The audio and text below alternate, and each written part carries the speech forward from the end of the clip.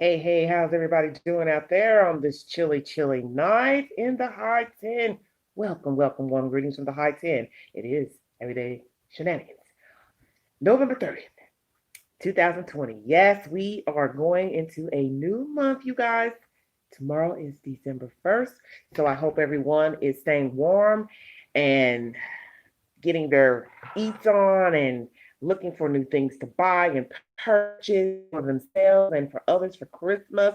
So happy hunting. I like to bring you said information, you guys. I'm going to bring you three different sets of stories. I will be bringing you sources for those said stories. First, I want to start off with the snafu going on with the stimulus checks. Yes, it is said that possibly it'll be the end of number 45's administration, which will be a couple of weeks from now, that you all will be getting another stimulus check, perhaps, if not the end of this year, definitely when Biden takes office in January. I'm going to bring you some information. The source is NPR, and this is some crazy nonsense.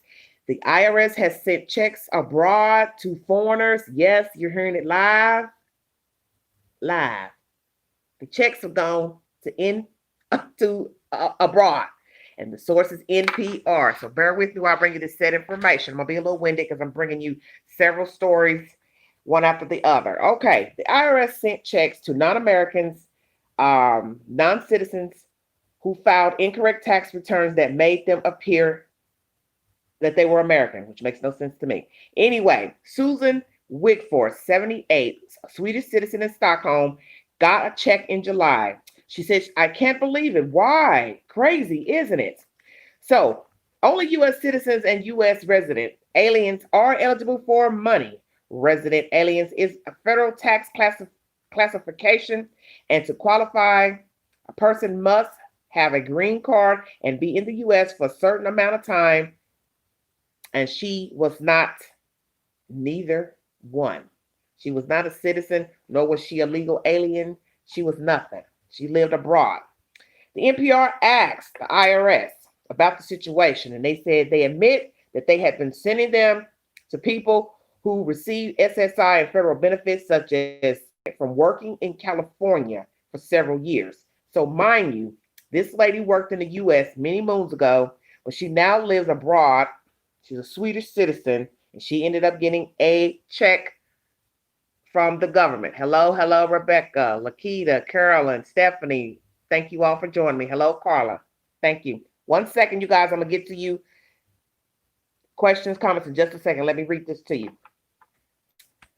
Okay.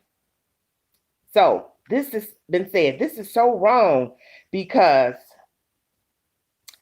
so many people have been evicted every month in Chicago, and the thought that someone was getting a check abroad, families could have used that check because they needed the money.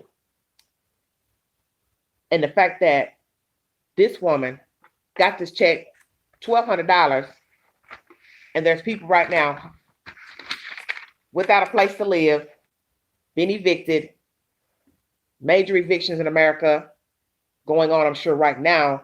And here is this check going to this Swedish woman. Okay. Another gentleman who lives in the Dominican Republic also got a stimulus check. Okay? Crazy, crazy, crazy. The woman who's Swedish said, no way I'm going to cash that money. It doesn't belong to me. She says, what I don't understand is how much money has been bleeding out from the Treasury Department since these funds have been redirected. I wonder. The U.S. government could not give an answer when asked by the NPR what the problem was. So the Treasury Inspector General Tax Administration said they did find, as of late May, 34 million went to people who filed a tax return with a foreign address. Okay, now, including our U.S. citizens living abroad, does not include ineligible foreign citizens who received the check at the U.S. address. So mind you, 34 people got money. Oh, y'all still talking about the funeral stuff? Okay, hold on a second. So mind you, The government has sent out money to IRS to people who lived abroad. Naturally, some of those people did not send that money back. The Swedish lady, she said she wasn't cashing the check. But this one guy in the Dominican Republic said he's keeping his, okay? So here we go. The guy in the DR lived in Massachusetts at one time. And he received that check, and he said he was not sending it back. He called, verified, spoke to a woman. She said, hey, the check is legit. And he said he was keeping it. The U.S. Treasury is continuing to assess accuracy of the payments and recovery efforts for any erroneous payments, the IRS told the NPR, and that they are relying on people to return the money. So imagine that, you guys. Foreign people getting checks. I don't understand how you would not know that a person is no longer a United States citizen if they lived here for 5 years, 10 years, whatever, and you're sending them money. And you know damn well most of those people are not going to return that money. A lady by the name of Kelleher that works for Spring Tax says 150 countries mistakenly receive stimulus payments, commonly India, China, South Korea, Vietnam, and the UK, as well as numerous Latin American countries, rather. Okay.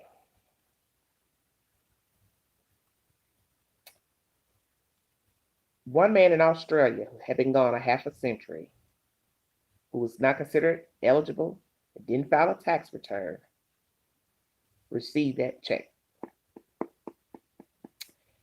And he basically said, I didn't ask for it, I didn't expect the money. And he put it in his bank account and is not giving it back. So as you see, this is some crazy nonsense going on in this country. Let me check and see what you guys are talking about. I'm a little slow reading because I hate reading my own handwriting because it is just hideous. And I'm trying to see, just a question, isn't wakes and funeral done the same day, guys? Just a question. Carla, yes. Some people do them. It depends on the family. Sometimes they want to get it over with because they don't want to have to be coming back where people hollering and screaming. Then sometimes a person will have a wake today and then they'll have the funeral tomorrow. It just depends on the family. Okay, next story. Oh, I'm trying to hurry. Lord, I need to get myself together. This is about the LA Times, you guys. A man, and this story is uploaded a day ago. A man broke into a South Pasadena, California home where he threw a concrete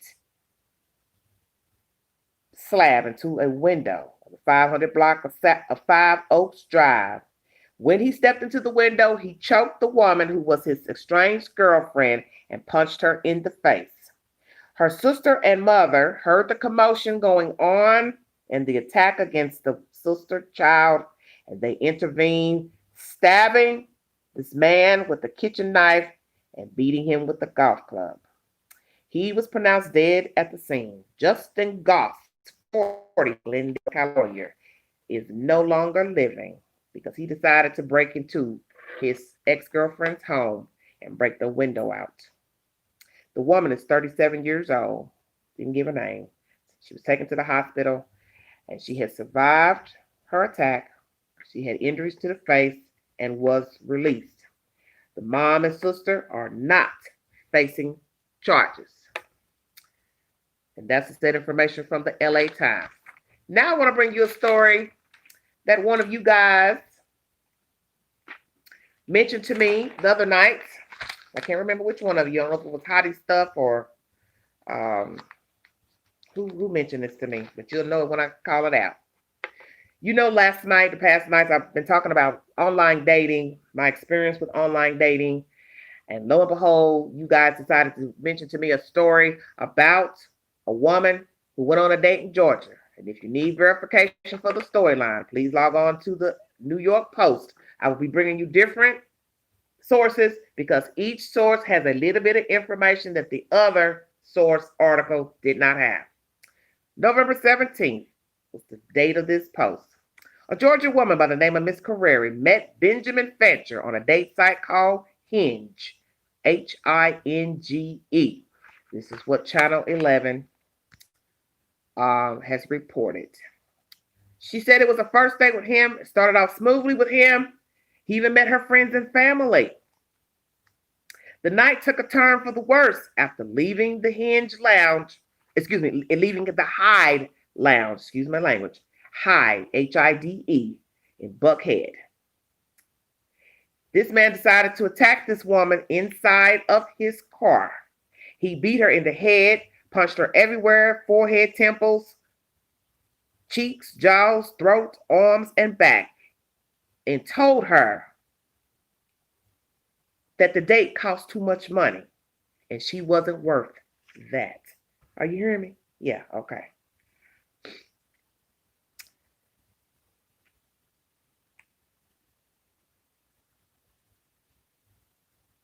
There was a mentioning of a gun. She believed he was dead set on killing me. That's what she said. He was dead set on killing me, she told the news station. Now, this article says then he pulled out a gun, but another one said he mentioned about shooting her. So I don't know if he's got conflicting stuff going on. Okay. When he decided to stop his car, which was a white BMW, he pulled her out by her hair and was dragging and beating her until a security guard, which is a woman, and I'm assuming she is an African-American female, came in and disrupted this attack. This is crazy to me. He then takes off because they feel like he was spooked and drove away. I don't know what the hell is going on.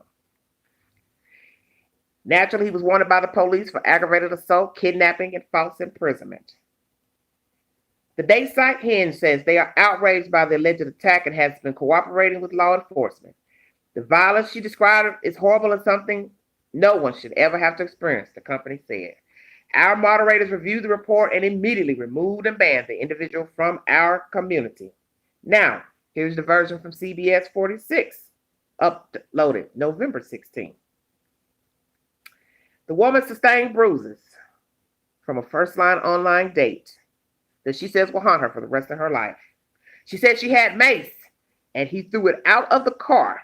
She could not fight him because he was so big. Ben is his name.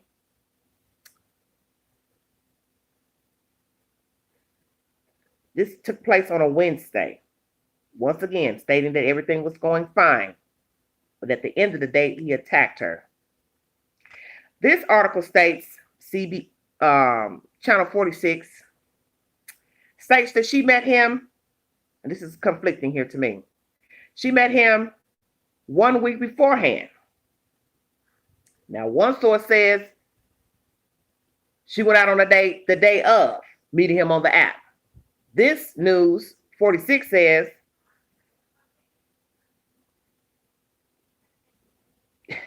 she met him a week before. This version on this news says she got in a car, no warning, and before she knew it, when she sat down, he started beating her, punching her, hitting her in the side of her head. She said she felt like there wasn't time for her to react because it was punch after punch. He held her hostage in the car, leaving her with visible and invisible scars. Investigators said they think he drove her around for 1 hour, beating her up inside of this car until he finally stopped at a West Side Provisions District in Northwest Atlanta. I don't know what that means, if that's a side of town or what. After stopping this car, he drags her out into the street, beating her until security came and aided her. This took place at 6:30 a.m. in the morning, ATL police reports. And a call was made to the police department at 6:30 a.m. of a woman screaming.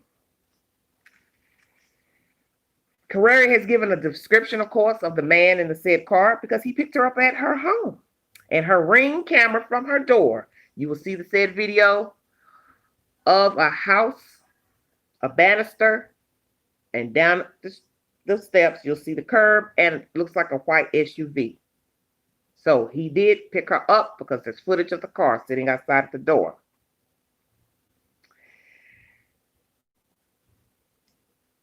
Miss Carreri and News 46 reached out to the date site, but they didn't get a response. The news didn't anyway. Carreri and her attorney says that racial slurs were used during the attack, so this attack can now be considered a hate crime. And I guess I don't have to tell you what word he used. Yes, the N word. The suspect has been apprehended. He has been apprehended. I'm going to bring you another version of this said story. I know y'all like, where is you going with this, Angela? Just giving you the 411. Because let me tell you something. When you hear a story, you always go to another source because there's a chance that there'll be more information revealed than what you read over here on this side of the pond. This is by the News and Observer. Says she met the man on an app the same day. He was beating her so fiercely, of course, she felt like he was going to kill her. Benjamin Fancher is his name. This took place on November 12th. He was apprehended in Kent, New York on a Tuesday. He called her the N-word, and this incident allegedly took place at 6:30 in the morning, leaving a lounge called The Hyde. The police also states in this said version of the news that he kept her hostage for an hour, refused to let her out, and threatened to shoot her. She says her biggest regret was getting into his car. I've never been beaten so badly, she says. Carreri and Atkinson, her attorney, says they appeal to the public to help find him and have someone turn him in. That is the said information pertaining to. Hey, everybody. Hey, Aisha. How's everybody doing? Don't mean to ignore you guys, but I want to get all this information out. So as you see, I brought you 3 different news sources pertaining to the lady in Georgia who went out on a first date from the date site Hinge with a Ben Fancher. And everything was fine until they got into the car, and this guy decided to start punching her, beating her. If you go to these said sites, you will see footage of the young lady, and he beat her right. Let me say that. It's a wonder he didn't tear her mouth off. That's how bad he beat her in the mouth. Horrible, horrible pictures. But what's conflicting is one story says he pulled out a gun. Then one story says he threatened to shoot her. Another story says this took place at 6:30 a.m. Being with her, he should have left her alone. Yes, Rebecca. The thing that's got me really conflicted, and it's not to judge her, because like I said, we all do crazy things.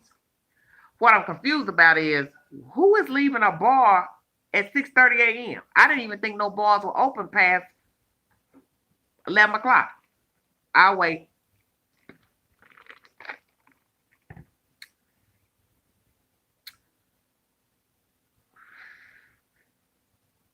They've got a curfew now with the bars here in the Knoxville, Tennessee area. So this is why I find this interesting. Now, I know Georgia governor, he's been raising hell down there because he wanted all the businesses open. He wanted all the stores to stay open, crying and moaning about masks, this and that, trying to sue the mayor of Atlanta because he's so tired and trifling.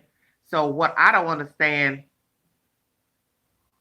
what you say? Man, I hope they got him. Yeah, he's arrested. They found him in Kent, New York. What? That's the first thing you thought. What was that, Aisha? So, what bar was open at 6 o'clock in the morning in Atlanta? Because, they're already saying that they were driving around. He was driving around, beating her up for an hour. An hour. So, hell, what is the time on the door ring that shows when he actually picked her up? Because that's going to be the clincher. Not saying he's not going to be able to stand trial, of course, for beating her. But it's just weird. Okay, Carolyn said after hours club. Obviously. But you understand what I'm saying? With COVID being around, that's what it doesn't make sense that you have after hours clubs open. And a lot of states have had strict restrictions as far as restaurants being open. You understand? A lot of places up north like New York. New York is just now, they said opening up restaurants in September. So although Atlanta is a progressive area, I still find it interesting that you could go to a bar and walk up out of there at 6 o'clock in the morning. That's all I'm saying. That's all I'm saying. That's the story you guys wanted me to bring. Drop it like it's hot. Tell me what you think.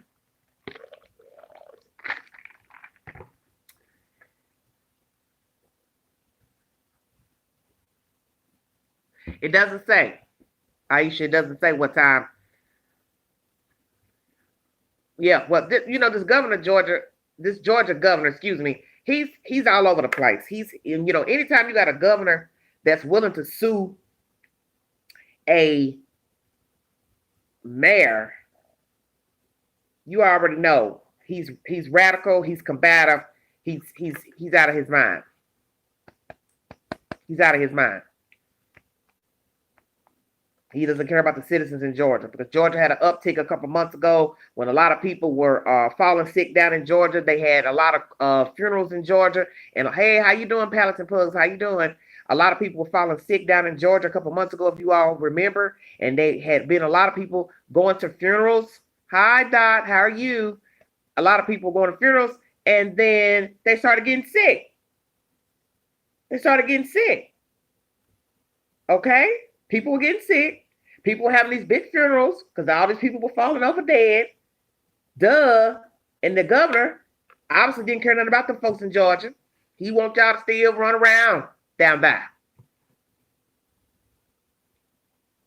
Well, and that's it. Because a lot of people are raising stinks about the bars. Because this is sports season.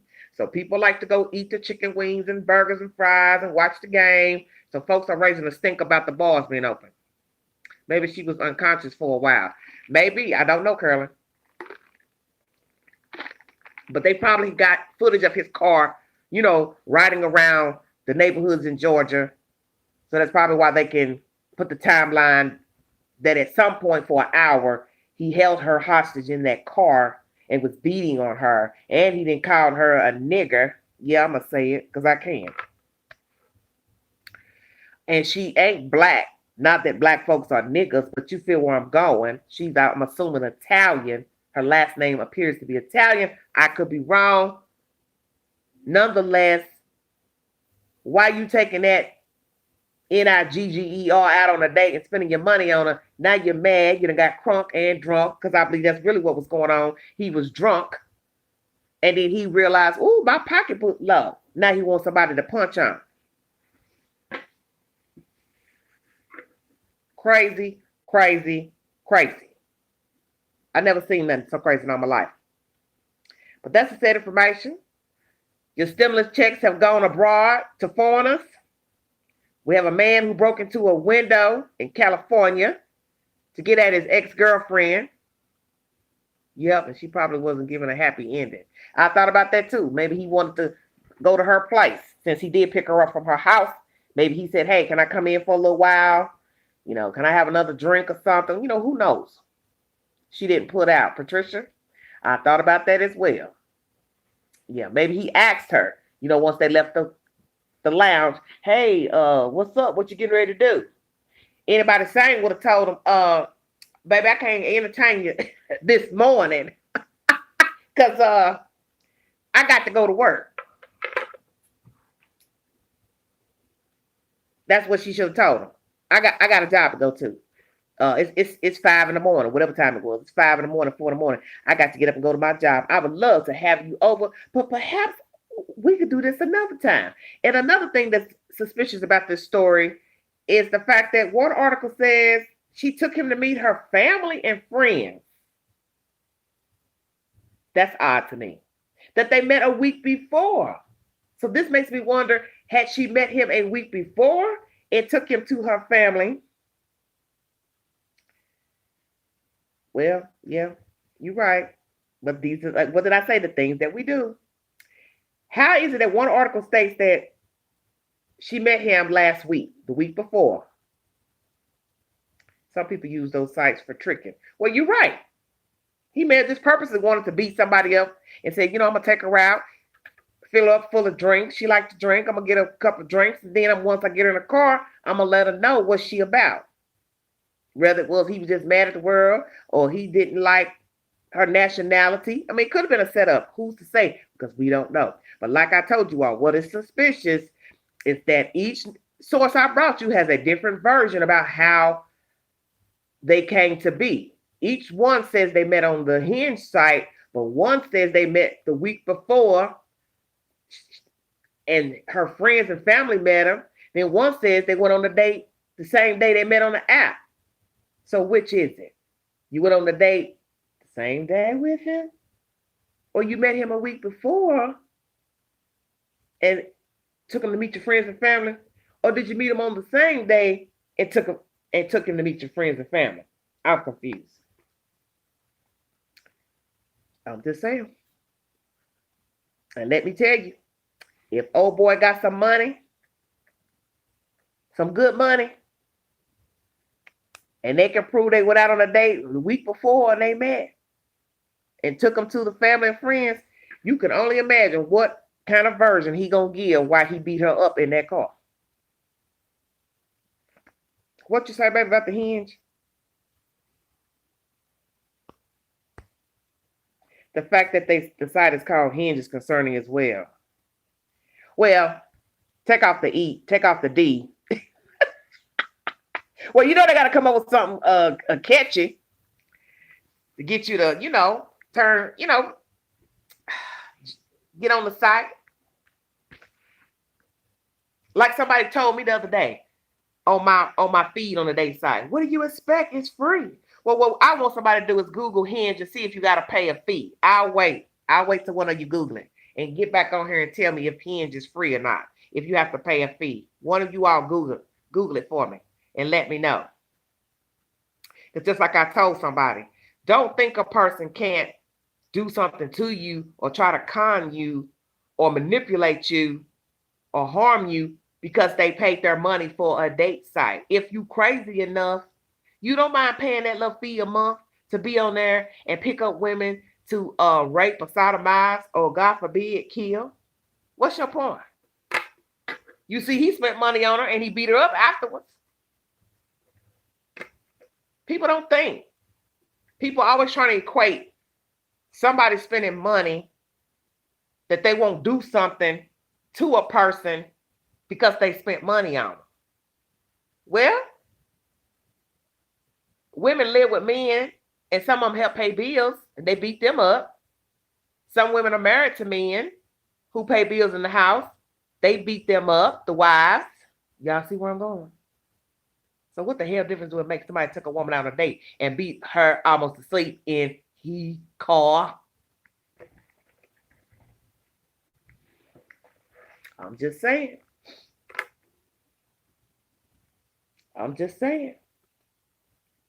He didn't have no business, of course, putting his hands on her. That's first and foremost.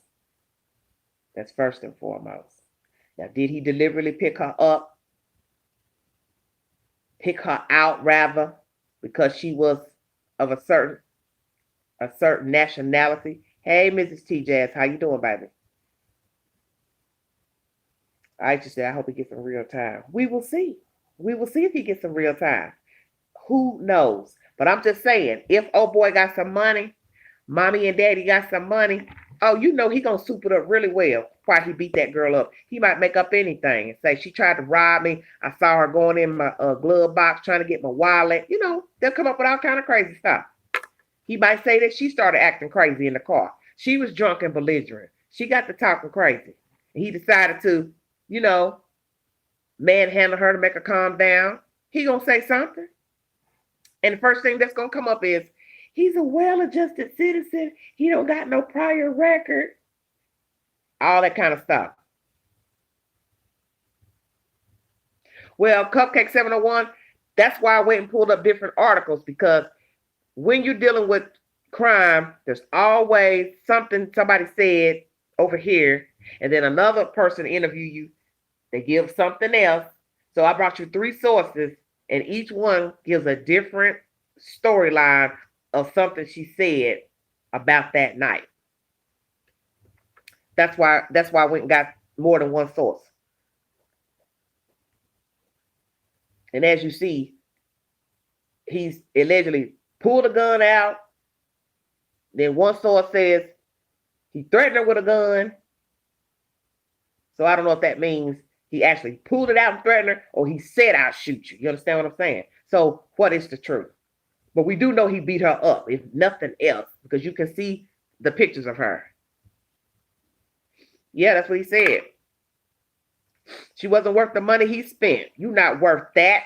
That's what she said. What she said. He told her, you're not worth that. So he started beating her in her face and her cheeks and her chin and everywhere else. I thought I should have said this in the beginning of this video. She's lucky to be alive by the grace of God, and thankful she is alive, because we could be spinning this story a different way, that the girl was found deceased. He could have thrown her out, because, you know, people do some nasty things besides just beat you up. They will kill you and throw you out. Well, I don't know, Aisha. They ain't saying nothing about his record. But I think it's interesting. Maybe we pull something up on Kent, New York. They might have some stories running up there about him. What his past is, what he got going on. But what's interesting is, let's bring that up too. Oh my God, she said, I was attracted nutcase alcoholic. God, Patricia. Well, honey, everybody. Don't y'all start testifying now. We ain't about to start that testifying. We ain't about to start that testifying tonight like I did last night. I gave it up for 3 hours, didn't I? Yeah, she's very lucky, Cupcake 701. Well, Cupcake, you're the one that told me about the story. But that's the thing. You don't know people, okay? And a lot of people, you know, have a lot of negativity to say about date sites and meeting men on the date sites. Even if you met them in public, people still would judge you. But what I'm saying is this. Social media is just another way, an easier way for people to connect whichsoever. But in the end, if you're foul, you are foul. It doesn't matter about it being Facebook, Instagram, Twitter, Snapchat, TikTok, YouTube. It doesn't matter. The date site, it's irrelevant. You're not stable. You're going to go do this to a girl you meet at Walmart, the gas station, church, the gym, Home Depot, Lowe's, the Dollar Tree. Well, there are a lot of people that say have had success meeting people on the date site. You see the queen been up here talking to y'all for the past couple of nights. I ain't had no luck. Wait a minute, I got to tell y'all something, because you know I said I was gonna start giving y'all little tidbits of what's been going on with me in my life and this and that. Okay, how about this? I'm checking my little messages today, and I said, let me see who's, messaged the queen. Baby, this little fella messaged me from Florida today. Nice looking guy, very handsome. I think he was a bit younger than me. Oh, Aisha, you been in the wind, Aisha. Anyway, I said I'm gonna look at his photos. I'm gonna look at the info, which that tells me what his interests are. Which was, I don't think it was nothing really in his interest box. This is what got me, y'all. Y'all want a good laugh tonight? I'm getting ready to give it to you. He had these close-up pictures, like his face glued to the phone, close-up shots. Nice looking man. But what got me in one of the photos was a mattress leaning up against the wall.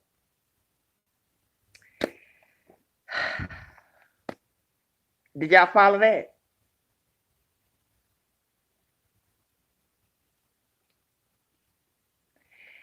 How you gonna post a picture on your profile with a blue mattress leaning up against the wall? And I mean, he posing like he was at the beach. Did you hear what I said? Because there's one picture, he is at the beach. You can see the sand and the water in the background. I thought, bruh, you should have kept that picture there on here. Why is you posting a picture of a mattress on a bare wall? So you think that would entice me? I'm scared. I mean, help me understand. You think because you're so fine, I just forget about this one photo of the mattress post. Look, 701 said, Lord, you got that right. I said, dang. Y'all, I'm telling you, they give themselves away how they're living. Let me tell you something about the Queen. You see, I redid this just for y'all. I made sure I put the tree back here. I moved my little table over so it can have a little scenery, because that's what you're supposed to do. Is when you're going live or talking, you want to try to make the videos somewhat appealing. That's just common sense. Okay. Some of these men will take a picture in a bedroom, but forget the girlfriend got she pocketbook hanging on the door handle. And you think Queen ain't seen that? Did y'all hear what I said? You took a picture, one dude, in a pretty bedroom. She had a nice bedroom suit. I know it was a female. Because ain't no man got no white bedroom suit with the poster bed. You know what I'm talking about. Come on, y'all.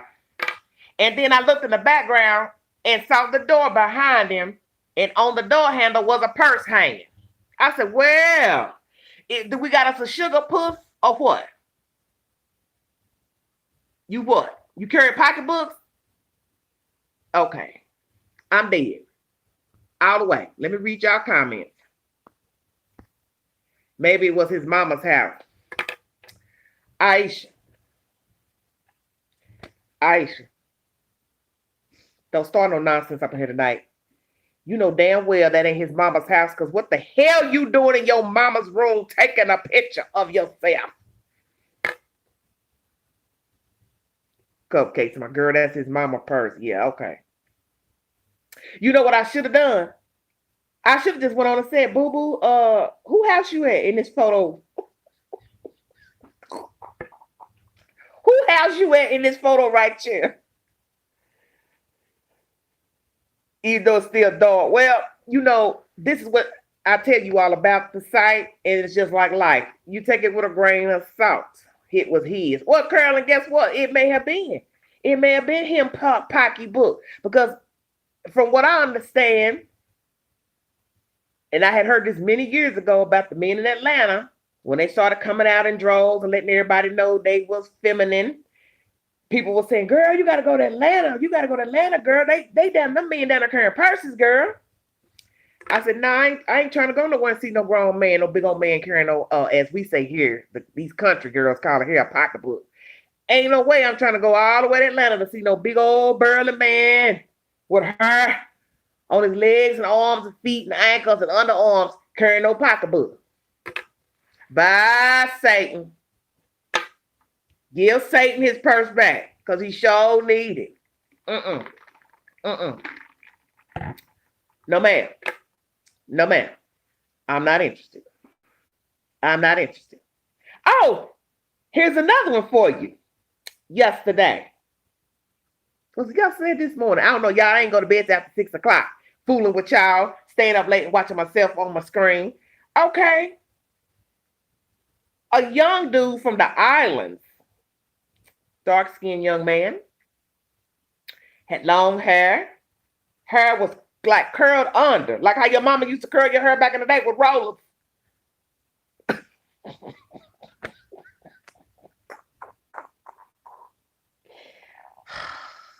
He bisexual. She said, ooh, no, run. Green card need. Hey, when I saw him in that one picture with his hair bumped up under the like that, like cuffed, like he had roller set his hair, and with them big fat rollers we used to wear back in the day. Baby, I thought, so what I'm gonna be doing your hair? You gonna want Angel to get the flat iron and flat iron your hair. Woo! I wish I would. It was cuffed. Yes, it was. They too controlling. Girl, let me tell you something. Miss T, who controlling? I'm not about to be dating no bisexual man. homosexual, bisexuals, all the same. The fact that I looked over in that box to the right where it shows your, your preference for what you are, when it said bi, I said, ooh, Satan, I got to open up these pictures and see what he got going on in these photographs. And I thought, ooh, no, baby. Not never. Oh, the island men. Okay. No, I mean the island men. Well, you know, foreign countries usually are not for homosexuality. I don't care if it's Africa, Iran, Iraq, Jamaica. They're all the same. Because I've watched documentaries on YouTube. There's one on YouTube I want you all to watch. I can't remember the name of it, but it was showing young men who were homeless living in the islands and how bad they're treated. And they have to be careful just walking the street because, them people will come by there and knock their head off. Knock their head off. Throw rocks, all kind of stuff. Streetwalkers, but they're homeless. And the guy was saying, he says, I hate my life. I hate my life. I hate that I am gay. If I could be straight, I would love to be straight, but I am not. And this is the life I have. And I don't have no other way to take care of myself. He said, because it's hard to walk around just being a homosexual. You're shunned. And so I'm homeless. And I also sell my body. I mean, it was sad. Whether you agree with homosexuality or not, it's a sad situation. I did pull up something the other day. Article was yesterday or something. I didn't open it up, but something read to the effect of some guy is getting an attitude with the city or somebody about him not being able to use the restroom. Curl with that Miss Cool girl. I ain't had to say bye. I didn't never speak. I didn't never say hello. I just opened up his profile, looked at his pictures, and then went in, pushed the little button with my finger, and deleted the conversation. It was nothing to talk about. I'm not even going to say hello to you, and you've got bye up there on the screen. What are we going to talk about when I know that you like men too? No, Satan, no thank you. But yeah, I opened up an article yesterday, or I scrolled my little news break app to see, the upcoming stories. And somebody somewhere in America is raising hell because somebody told he can't use the women's restroom. So what y'all think about men who are transgender, transsexual, whatever you want to call it, going in the ladies' restroom? She said, I don't believe it's mistreating people because, right, okay. But what I'm saying is, Aisha, how do you feel about a man going in the women's restroom dressed up as a woman? Mary Blue said, no, ma'am.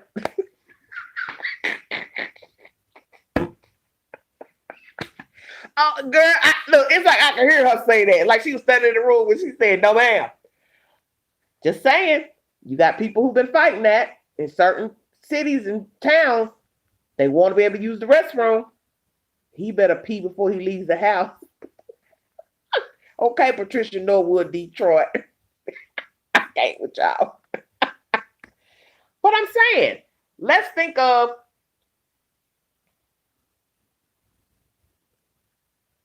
worst case scenario. Something falls out somebody's britches. A young child's in the restroom and sees it and be like, Mommy, she got a pee-pee. You understand what I'm saying? Also, the flip side, a man decides to put on women's clothes and go in there to do some other things that don't involve using the restroom, if you get my drift. Hello. Have their own bathroom. Well, that's what some people have said here in Tennessee, Knoxville area, involving UT.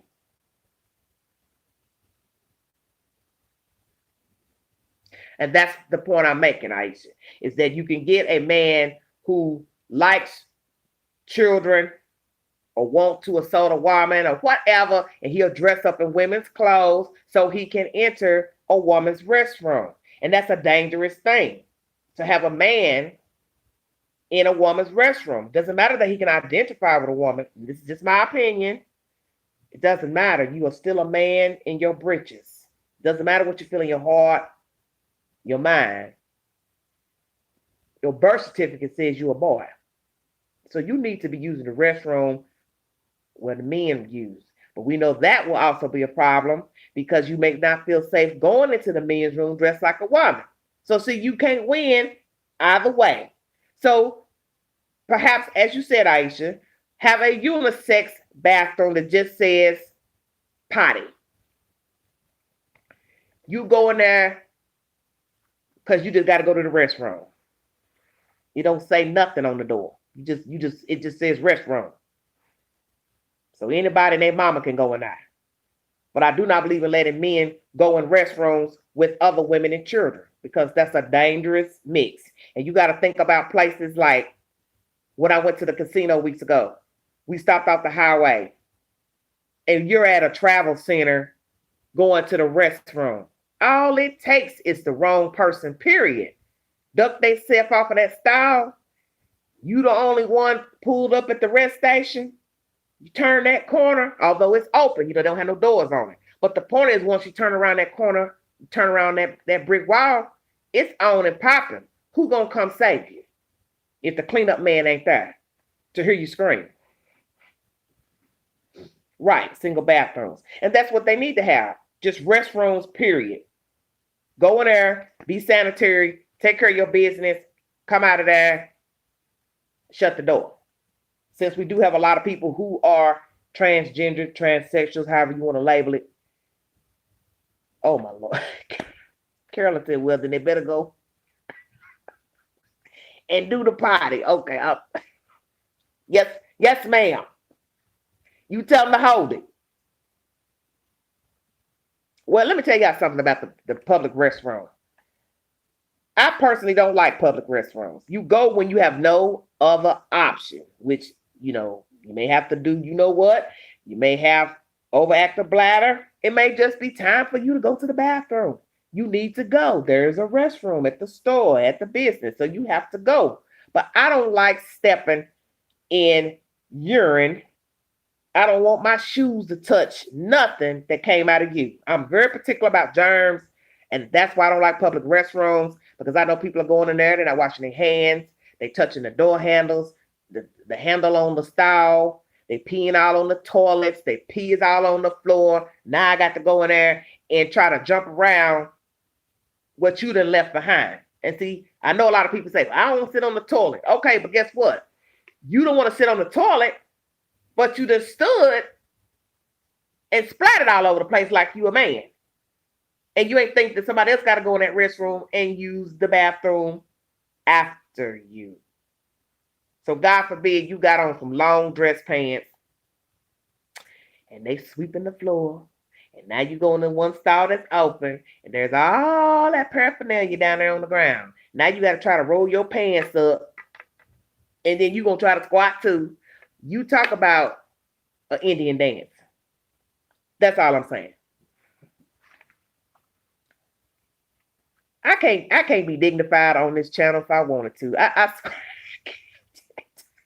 the stuff that we talk about. But it's real life stuff. Do you all have any other topics you'd like to talk about? I see that you all earlier were making comments about Mr. Don. I did find him on Facebook. I didn't go deep into his Facebook page, Planet of the Fakes. I just kind of browsed it last night before I got in the shower, or this morning rather. So it's his voice on his cloud songs where he was rapping on a rap song. It's Planet of the Fakes voice. It's Lord have mercy. It's unbelievable. As I stated, I didn't go all the way through the page, but it is the same name, switched backwards, Drayton Don or whatever, that was on that wall in that Murdoch video. I want to talk about the process of fostering kids. Why, Tina? You want to take in some children? You want to be a foster mother, baby? Tell me why you want to be a foster mother. I'm curious. It's a very big responsibility, being a foster parent. Very big responsibility for those who don't know about it. Carolyn said, why are people so nasty in public places? Because they nasty at their own house. Think about it. Oh, about the yeah. You're probably talking about that case I talk about here in my area where the lady took in all those children and two were found murdered. One was found in a house down in Roane County, and then the other kid was found over here in Halls, which is north of Knoxville. A child was found there at a house they own where their oldest son lived, and he's also been indicted along with his mother and father for murder and fraud because he had to have known that they were hiding those kids and not feeding those children. I wish somebody get a hold of them up in that jail and wear them out. We don't need no trial. Mm-mm.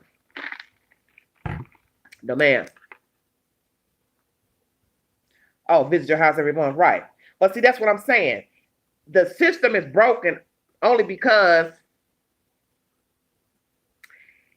the state refuses to pay social workers a decent wage. So think about it.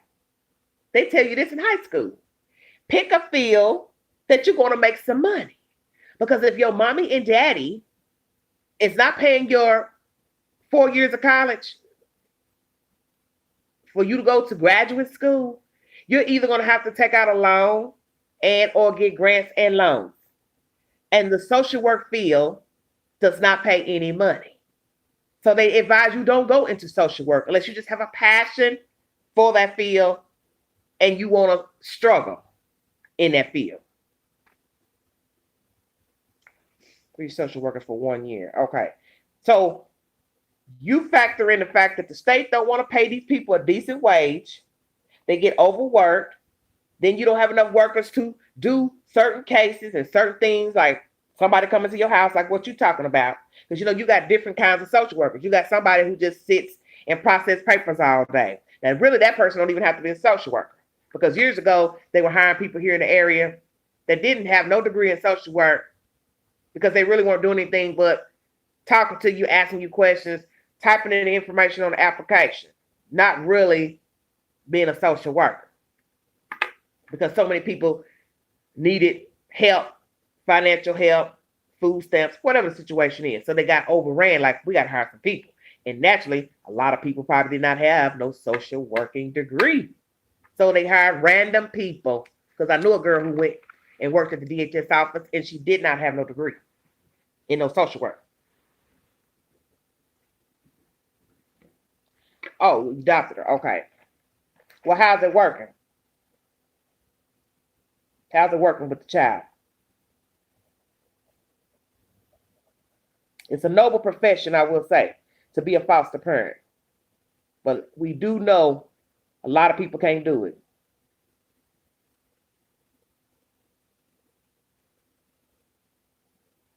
Right, right. Well, I have done, for some of you who do not know, I have worked with the elderly, which is what I currently do, group home work. I've worked in a group home for girls. I've worked in a group home for boys. I've worked in a group home for the mentally challenged men. And I've also worked in a group home for drug addicted men. So I've worked all facets of working in group home work. And let me tell you, you have to have a strong mind to deal with other people. I never had a problem per se with any of the clients. The clients weren't the problem. And I'm just going to say that. The problem were the adults who worked alongside me. It was kind of cliquish for some of you who've never experienced it. It's like being in a clique. They really don't like the new person coming along because they already got a momentum of how they were doing. Now, you new coming along, they don't know how to take you. They don't know what you're going to say, what you're going to talk about, what you might reveal. You understand what I'm saying? And then you got those who really don't want nobody else, as I state, new on the block. And so then they start running and making up stuff. Said instead of applying for stamps, apply for the job at DHS. What? Who are you talking about? Apply for the job at the DHS.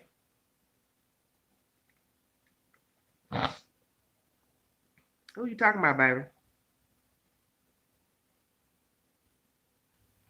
I'm 54 minutes in. Lord, I had a slow run today trying to read all the stuff off this paper. I hate reading this stuff off this paper.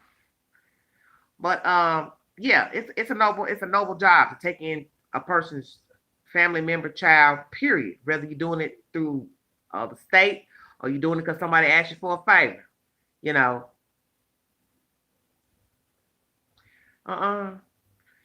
She said, we know the system, so anybody can be a caseworker. Oh, okay, Patricia. You getting feisty, Patricia?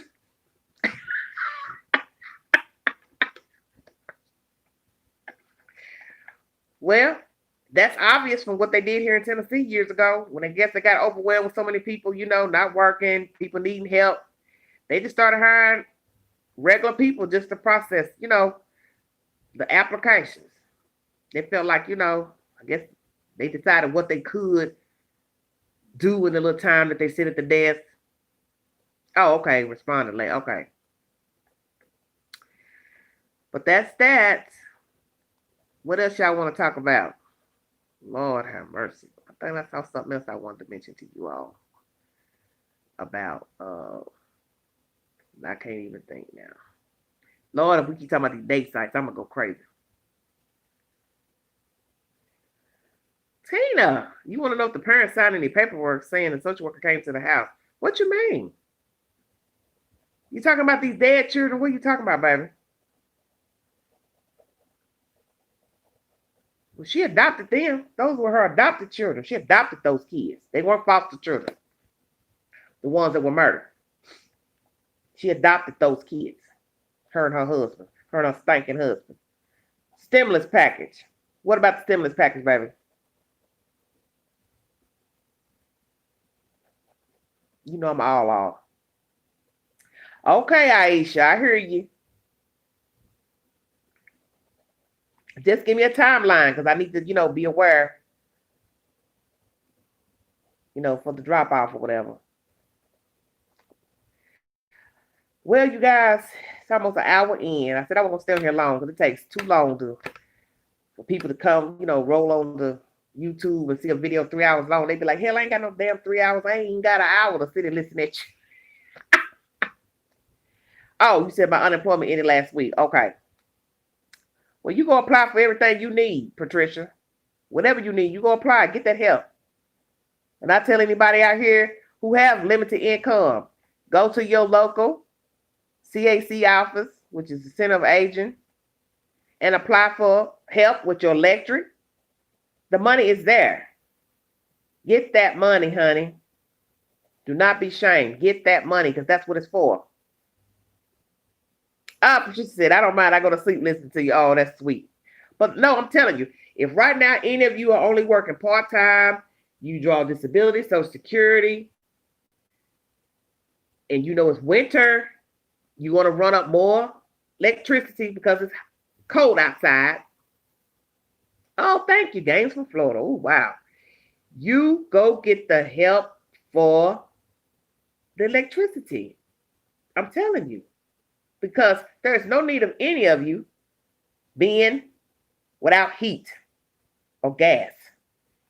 And I've seen people without it. I'm going to tell you all a story. Y'all say y'all like story time. So we just going to, every time I upload a video, we're going to do story time. Every time I talk to you all, I'm going to bring you a story that's happening in the news. And I'm going to bring you a real life story. No capping, as the folks say in the street. I know somebody right now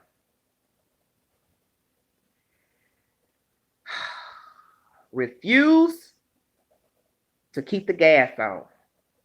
Now, if you are this person, that's your business. Because I don't know how any of y'all are living out there that watch me, but I'm just going to tell you. There comes a time when you have to put your tail between your legs and do things you do not want to do, such as live in a regular apartment complex. As you see, I'm in an apartment complex. It's not where I want to be, but you do what you have to do. I do not agree with anybody willingly suffering to live in a duplex because they don't want to be around neighbors. They don't want nobody running to the office telling who coming in their house, their children, their grandchildren, versus not having damn heat in their house. So this young lady won't go move in a regular apartment where she can get heat and just pay a regular electric bill for her heat. She'd rather go live in a duplex because it's more private, but yet she ain't got no damn gas. So she has been without gas for years. And don't make me start counting back the years. Do you understand what I'm saying? Because I know I'm over 4 years of knowing her not to have gas. And I moved back to the area around 2 years ago, 2.5 years ago, and she didn't have gas then. And that was in 2018. The winter. Right. Space heaters. So imagine you in a rundown duplex where the landlord has not updated your plumbing, your electrical, the wiring in the house, and you sitting here running them space heaters in there. You also was running 2 air conditioners in there in the summer. So your bills are high in the summer, and your bills are high in the winter because you won't go get money to pay your gas bill. Space heaters aren't meant to heat a whole house or apartment. People will do it, but it's not recommended. She needs to contact the code enforcement. To who? Who she gonna call? There's nobody for her to call. She's got to go to the gas company, baby, and pay the due bill of old money that she owes. See, that's what the problem is. She owes a delinquent account. Now, I don't know if in the past 2 years she has gone and finally paid that up because I haven't talked to her. And of course, naturally, I wasn't going to ask her, hey, have you paid your gas bill yet? But when it came to my attention 2.5 years ago, hell, she was already years into not having no gas. So it's like, right now, I bet you if I was to go visit her right now, knock on the door, say, hey, I just thought I'd stop by and check on you. Bet you ain't no gas on. A payment plan. Well, honey, some places may set up a payment plan. They only set up payment plans when you are making an effort to pay the bill. But once you have been shut off and then you owe that bill and it goes to collections and all that, you go pay the collections or whomever all your money to get your bill back on. Hey, baby. Yeah, but every area, Aisha, is not like that. I'm in a place right now where, they're not as genuine if your light bill gets too high, your gas. Trust me, I've already left there today, and I was just getting documentation. I got credit on my bill. I don't owe them jokers nothing on the electric. Let the church say amen. God is good. But the guy who was 2 people in front of me, a Caucasian man, was in there crying today because they was talking about shutting off his light for $65 owed. And he said some strangers helped him out and gave him some money so he could walk in there today to pay his electric, which was, I don't know if he said 100 and something, 60 or 200 and something. But see, that's what's crazy. And then I looked at how bad he looked. His nose was running. Hell, like mine. But his was worse, if you get my drift. He had stuff in his nose. His shoes had holes in them. His fingernails were dirty. And all I could do was be grateful that I wasn't in his place.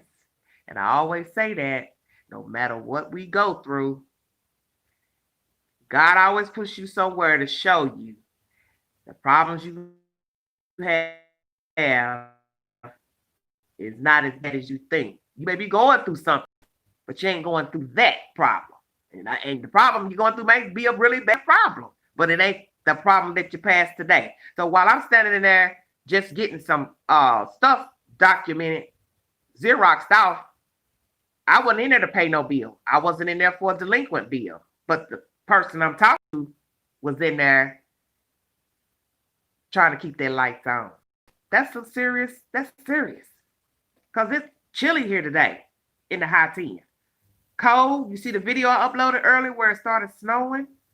This ain't the time to be without no heat. And it sure as hell ain't no time to be without no lights. I'm just saying. You don't want to be without neither. Because somebody somewhere needs some lights, needs some gas. Somebody probably ain't got no water on. Somebody behind on their mortgage. Somebody behind on their rent. Somebody getting evicted. It's serious. It's chilly in Florida. Oh, Lord. Is it? Bet you ain't seen no snow down there. Is it cold?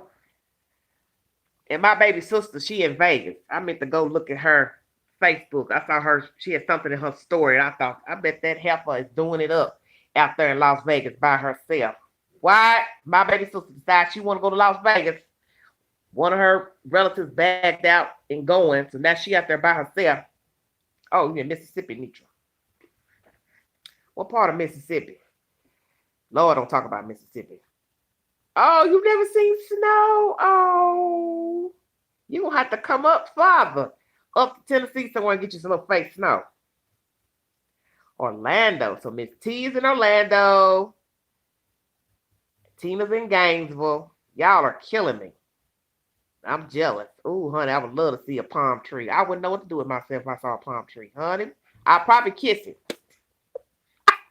I'm serious. I kiss a palm tree. Oh, really? Okay, the heated blanket. Honey, my toes was cold today. You hear me up in here? I said, I got to put some socks on up in this cap. Oh, you in North Mississippi? Oh, minutes from Memphis.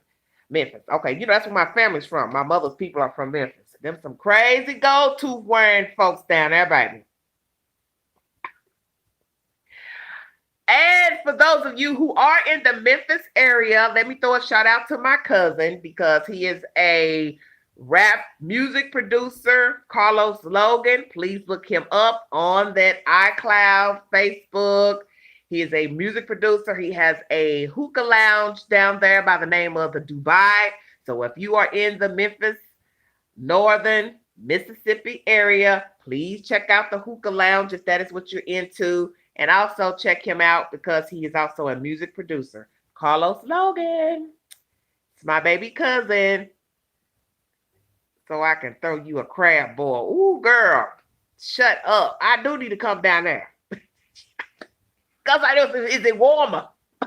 Is it a little bit warmer? Because I'm telling you, my toes is, whoo. That's the first thing that gets cold on me is these toes. Then my nose. Then my fingers. So what y'all want to talk about? We done talked about the Georgia girl going on an online date and got attacked. Pasadena, California man breaks into his ex-girlfriend's house and gets beat to sleep with a knife and a golf club by her mom and sister. Rightfully so. He should have got whooped to sleep. She don't want you no more. Leave her alone. You're gonna break in them people's house. And they lucky they get charged because these days you got crimes where people get attacked or beat up by their boyfriend or husband in their house. Next thing you know, they get charged with murder. You know, the system is tricky. But since he broke that glass out, he don't live there. 9 times out of 10, that probably was the mother's house or something. They didn't charge the mother and the sister. Girl, stop it, Tina. Trump going to Biden's inauguration. Girl, please. Trump ain't going nowhere. Trump ain't going to the Biden inauguration. Not whooped to sleep. Yeah, whooped to sleep. You break out. Just imagine.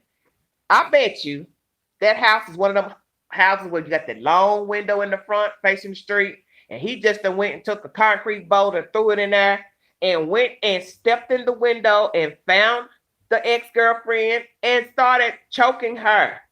And the sister and mama then ran in there to see what's going on, and they then gave him something to work with. She took a kitchen knife and started stabbing him, and then they grabbed a golf club and whooped him down. He is no longer alive. Oh, well. Oh, well. I saw a story on YouTube about that black boy in Chicago that killed the girlfriend and the grandmama and the sister. Y'all heard about that on YouTube? I was watching that today. Murder-suicide of Timothy Francis. His wife did it. Did you hear about that? Oh, no, that sounds kind of familiar. What you talking about? It do sound kind of familiar. Lord, I need something to hold this phone. My little hand getting tired. Uh, hmm. And that's my great grandmother's name, Francis. Yeah, he got the wrong name. As y'all see, my favorite color is blue.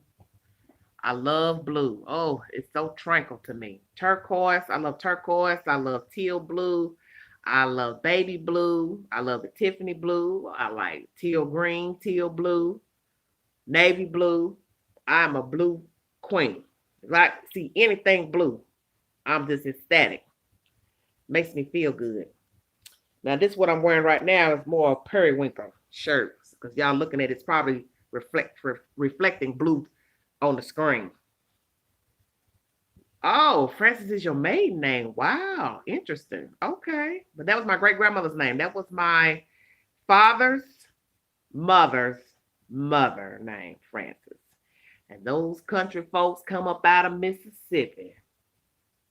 Yes, they did. They came up out of Mississippi. Duck Hill, Meridian, I think. Where else? Duck Hill, Mississippi, Meridian. I'm trying to think of somewhere else. It's been years since I've been in Mississippi. I haven't been to Mississippi to visit relatives since I was a child in the 70s. Went to Arkansas back in, what was that, 2001, Christmas. Met some relatives in Arkansas. That was an interesting trip. Very interesting. That was probably northern Arkansas. Memphis. Whew, Lord, them relatives down there. Y'all know y'all gets down in Memphis. That's a rough city. I don't know if it's something in the water, that little dusty river y'all got. That dusty river y'all got down there, that brown river. Them folks down there rough.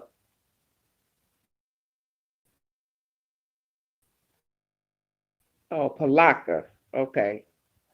Don't none of them queens down, don't none of them cousins, uncles, them folks don't get along with each other. I ain't never seen black folks can't get along. I'd be like, how can you not get along with somebody you don't see? You don't see them.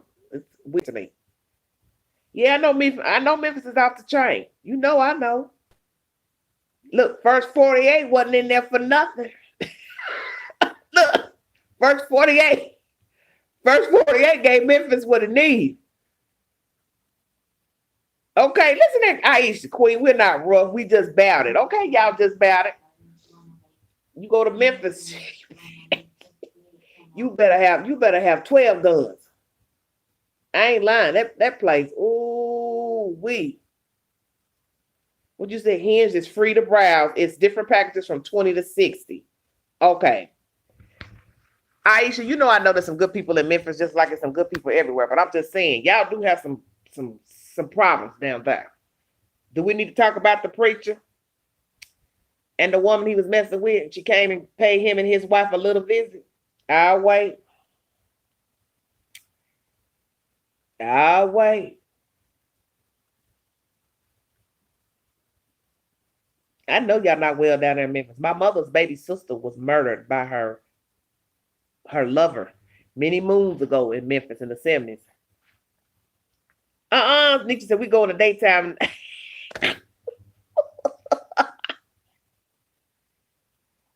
Oh, you keep 5 weapons. Okay, name them. We ready to hear all your 5 weapons you be carrying around on you, Ice. You got a crossover bag you carry with you. You got mace, you got knife, you got a gun. That's 3. What's the other 2?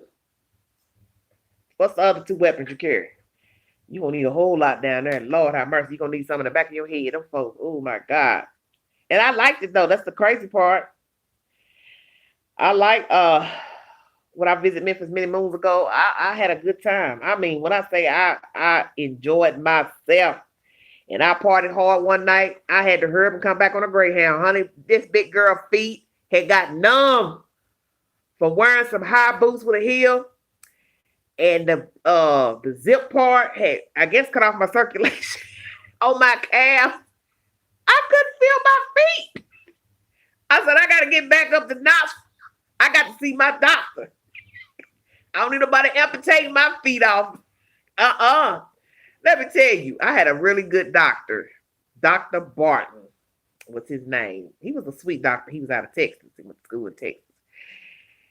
I walked in that doctor's office, back in the little room, whatever, told him my feet was numb and everything.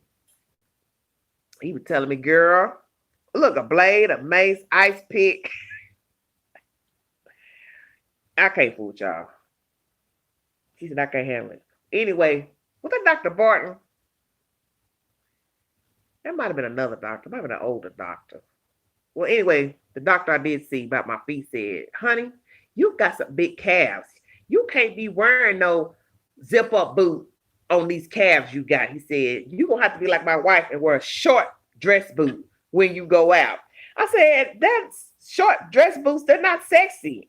I might want to wear a skirt above the knee, not a short skirt, but you know what I'm saying? Like a little nice skirt above the knee where I could wear some riding boots. And he said, no, baby, your riding boot days are over. No more riding boots for you. He said, you got to get the boots that have elastic on the calves, the stretch boots. Boy, that was funny. I ain't lying. That night I partied, I did down in that little club. I don't even know the name of the club. I don't even know if it's still there. But one side had regular R&B music, and then the other side catered to the younger people, like play rap music. Honey, and do you know that's the night some people got to arguing and pushed our little table over that I was sitting at? And do you know the queen was laid back on her back? That was not a cute sight, looking at them heels on them boots up in the air. I was so embarrassed. And this guy that was talking to me, he was running like, come on, baby, I'm going to help you up. I'm going to help you up. And I was so ashamed. I was like, I don't need your help. I don't need your help. It was so funny. In his ear was, oh, shit. That damn Aisha. Aisha. You see how Aisha talking over here? His ear, mace, cut, shot, fooling with me. Fight or flight. I fight. Now, see, when Aisha on her channel, she don't talk like that, talking about fighting and macing nobody. Like she all over here talking about fighting folks and macing them. Well, see, if he catch you off guard, Aisha, which I'm sure he did with that woman, she wasn't able to get no mace or nothing, obviously. But hell, the way he had to knock that glass in, that should have woke up anybody. I don't care if it was daytime. You hear that glass fall through, you're going to stand at attention and be like, what the hell is that noise? I would have been running to get something.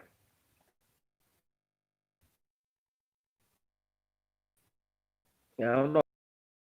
I started choking her. But I'm just grateful. I'm just grateful that her sister and mama were there. Just imagine if they weren't there. If they weren't home. Oh, honey, that'd been bad. And what she had for him to act a fool like that? My stars. What in the world?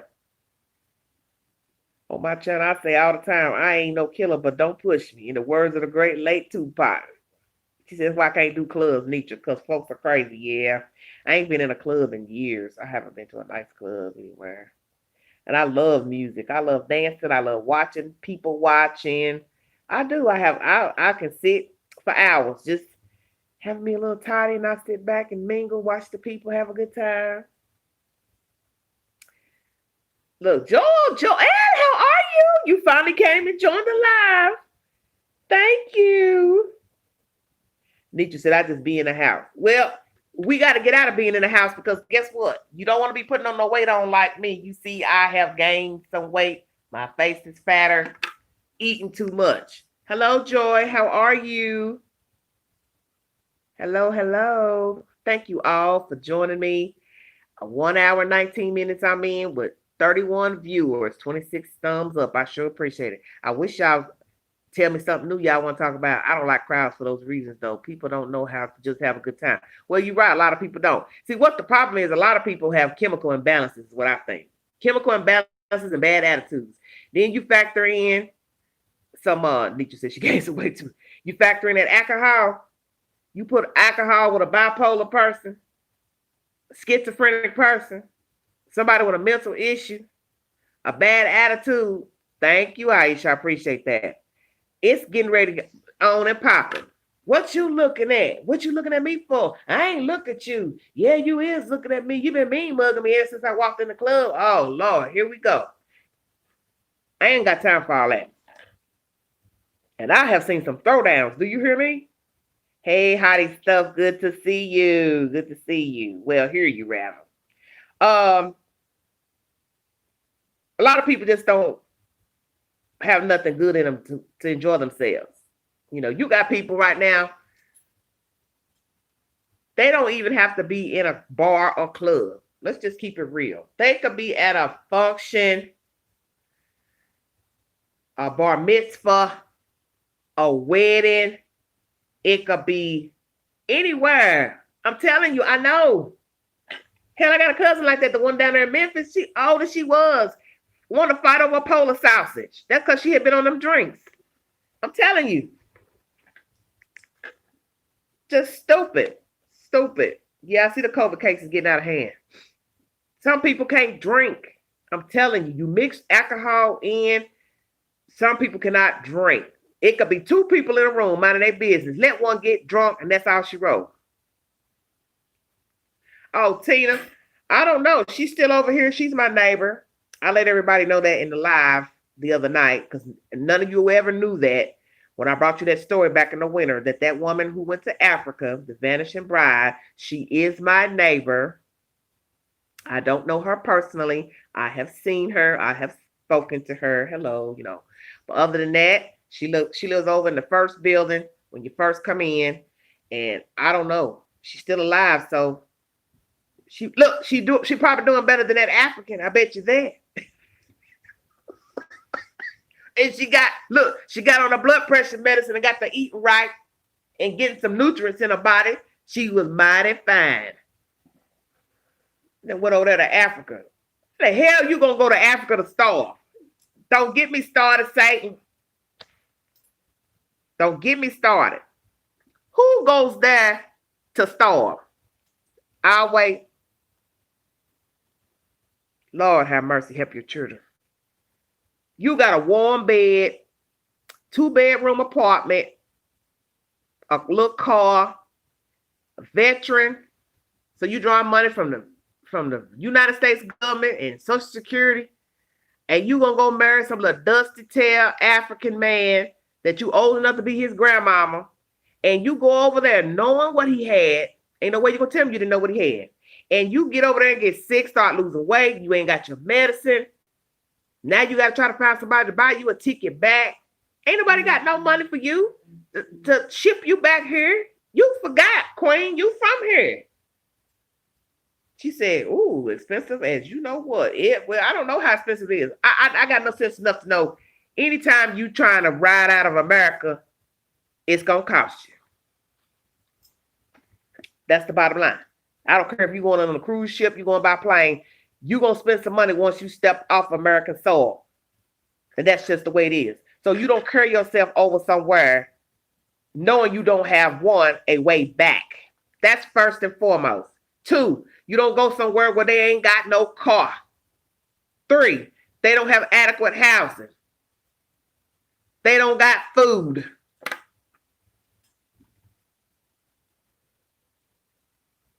Are you with me? My 22 soldiers.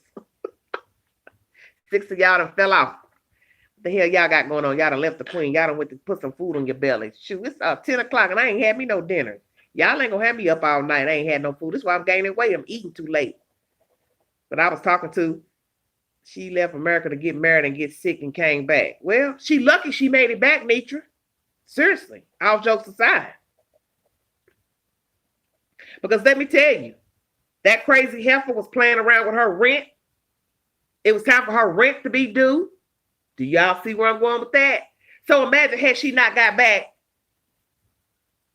and hadn't paid that damn rent. Ooh, sucky.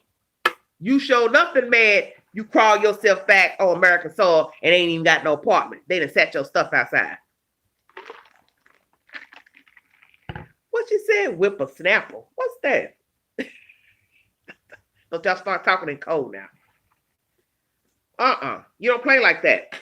That's why everybody knows when you go out of town, you need to have an arrangement with the people you are visiting. If you trust them for them to say, they say, I'm gonna pay your way back. I'm gonna pay, your plane, your train ticket, plane ticket, bus ticket, whatever. Let it be somebody you trust, gonna pay your ticket back. Really, it is best to have your ticket in your eyesight. It's paid. Because you don't want to get nowhere and a person start reneging on you and talking crazy and, well, I ain't got the money right now and I'm a little light, I'm a little short, I gotta pay the rent, I gotta pay. No. Get your ticket up front, going and coming. So if something jump off over there, wherever you went, you can just make your way to the airport, bus station, train station, and bring your tail back home. Ain't no misunderstanding. But you don't go nowhere knowing you ain't got no way back.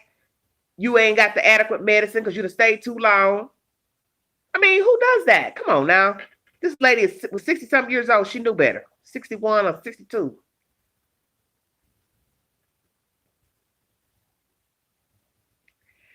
Girl, I moved to H-Town and y'all know y'all say some crazy stuff in the chat. I can't fool with y'all. But I'm just, man. And how about this? Y'all want a good laugh? I was just talking to an African on the phone before I logged on here to do this video. And I'm going to be truthful with y'all. He doesn't live here. He lives in Maryland. I couldn't understand a word he was saying. I said, well, honey, I got to go. I'm going to make a video. He probably understand a word I said. Hell, I can understand what he was saying. Because every time I kept trying to say, well, where you at? What's the name of the place? Woo, woo, woo. He kept saying, huh. I thought, shit, you need to get some better English. Excuse my language. I can understand what you're saying. I get frustrated easily. I really do. Why am I hollering on my phone to you? Look at Carolyn said, lost her damn. No, she done went over there and got some of that. Look at you. Aisha Hud's talking about, don't do it, Queen. Let him be. I ain't done nothing. We've only talked 3 times today. We ain't talking about nothing. He live in Maryland. I'm all the way down here in Tennessee. You know how I go with the Queen. They talk all of 2 days. And after 2 days, you don't hear from them. They don't answer the phone. And let's talk about this, girl. I can't believe Mr. Professional. I am really stunned. Look at today. It's now Monday, everybody. 10:10, almost 10:10 on a Monday night. And Mr. Professional ain't called the Queen. Ain't sent no emojis. No good morning. How are you? Miss you. I declare.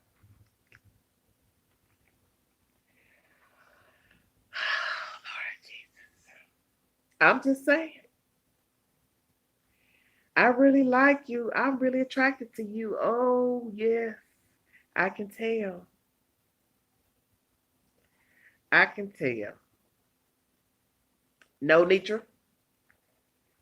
We have not talked, none, since Friday morning. That's some cold shit. I don't care what nobody say. That's just some cold shit. Excuse my language. That's just cold. Because I just can't see being interested in somebody and not send them a message. Even if I couldn't talk to the person and I knew I had a very busy schedule because of the life I live, the least you can do is send a text to say, hey, I'm thinking about you. I'm going to try to call you at this time when I get a free moment. I apologize for not getting back to you, responding, whatsoever, however you want to word it. Carolyn, the game talking about you lucky. What? Who lucky? Please elaborate, because I want to hear this. Who lucky? I'll wait. Who lucky? I know you ain't saying I'm lucky.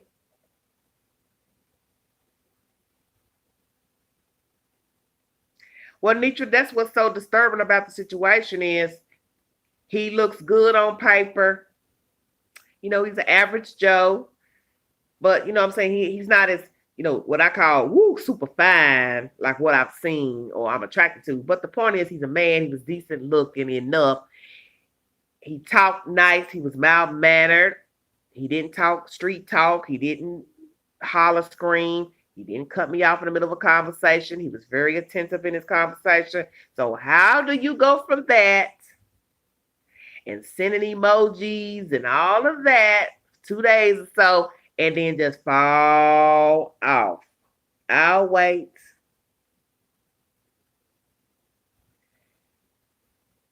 How am I lucky, Carolyn? You could only say that if what? You married to somebody, dating somebody you don't like.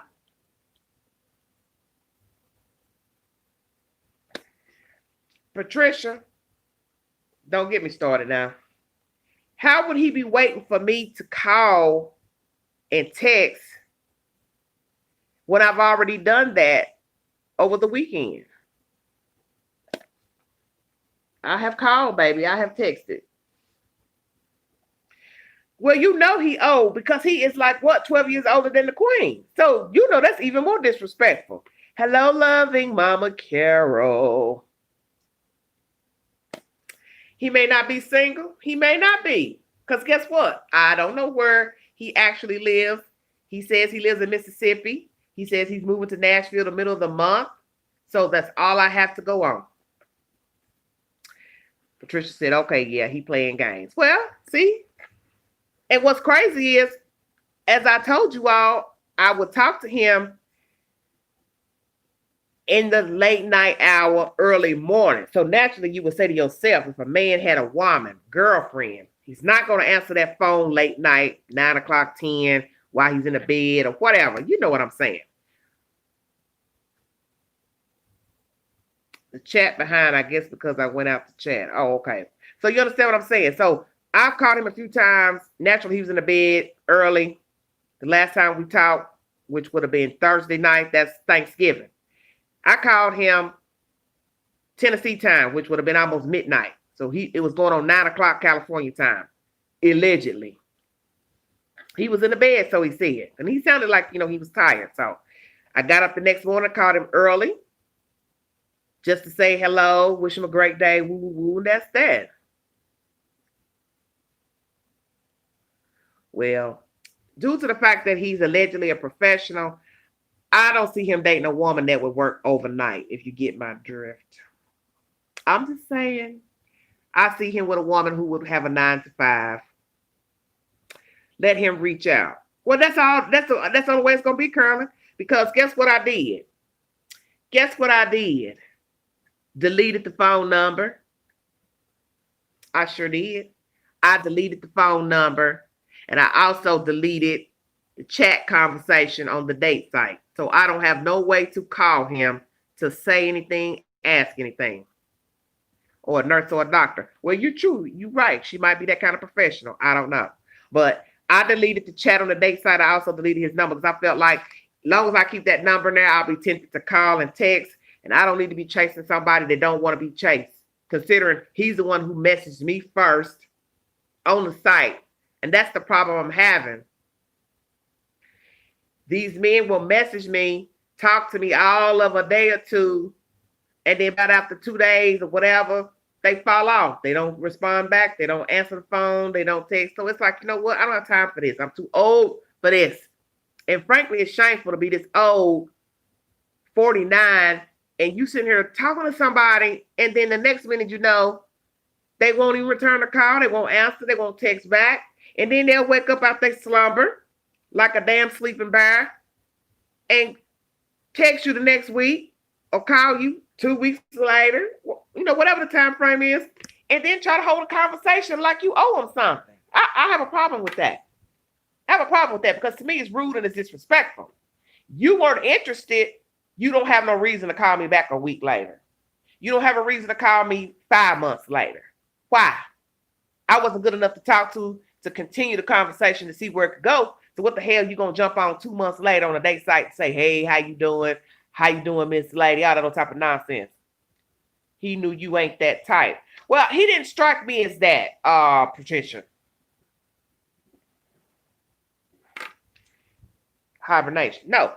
Patricia, he didn't strike me as a guy who was interested in trying to, hook up with me and all that. Because let's be truthful. He could easily go right down there where he lived, Mississippi, Memphis, all that's connected. He could easily find a woman to hook up with. And you know damn well he going in and out these government offices every day, seeing pretty women, professional women. All he had to do was do like a gal, bat his lashes, and Hey, can I take you to lunch? Can I take you to dinner? And hope she give him some. So he didn't need me because we don't even live near each other, allegedly.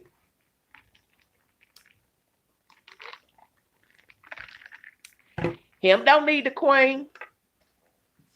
But as I told you all in the last video, his last words to me, I think it was Thursday night, is that he felt like he was going to get attached to me. That's what he said to me. I'm really afraid that I'm going to get attached to you. You know, and that sounded so flattering. I will admit that. It was nice to hear.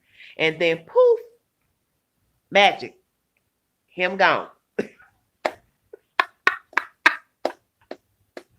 What's wrong with what, Aisha?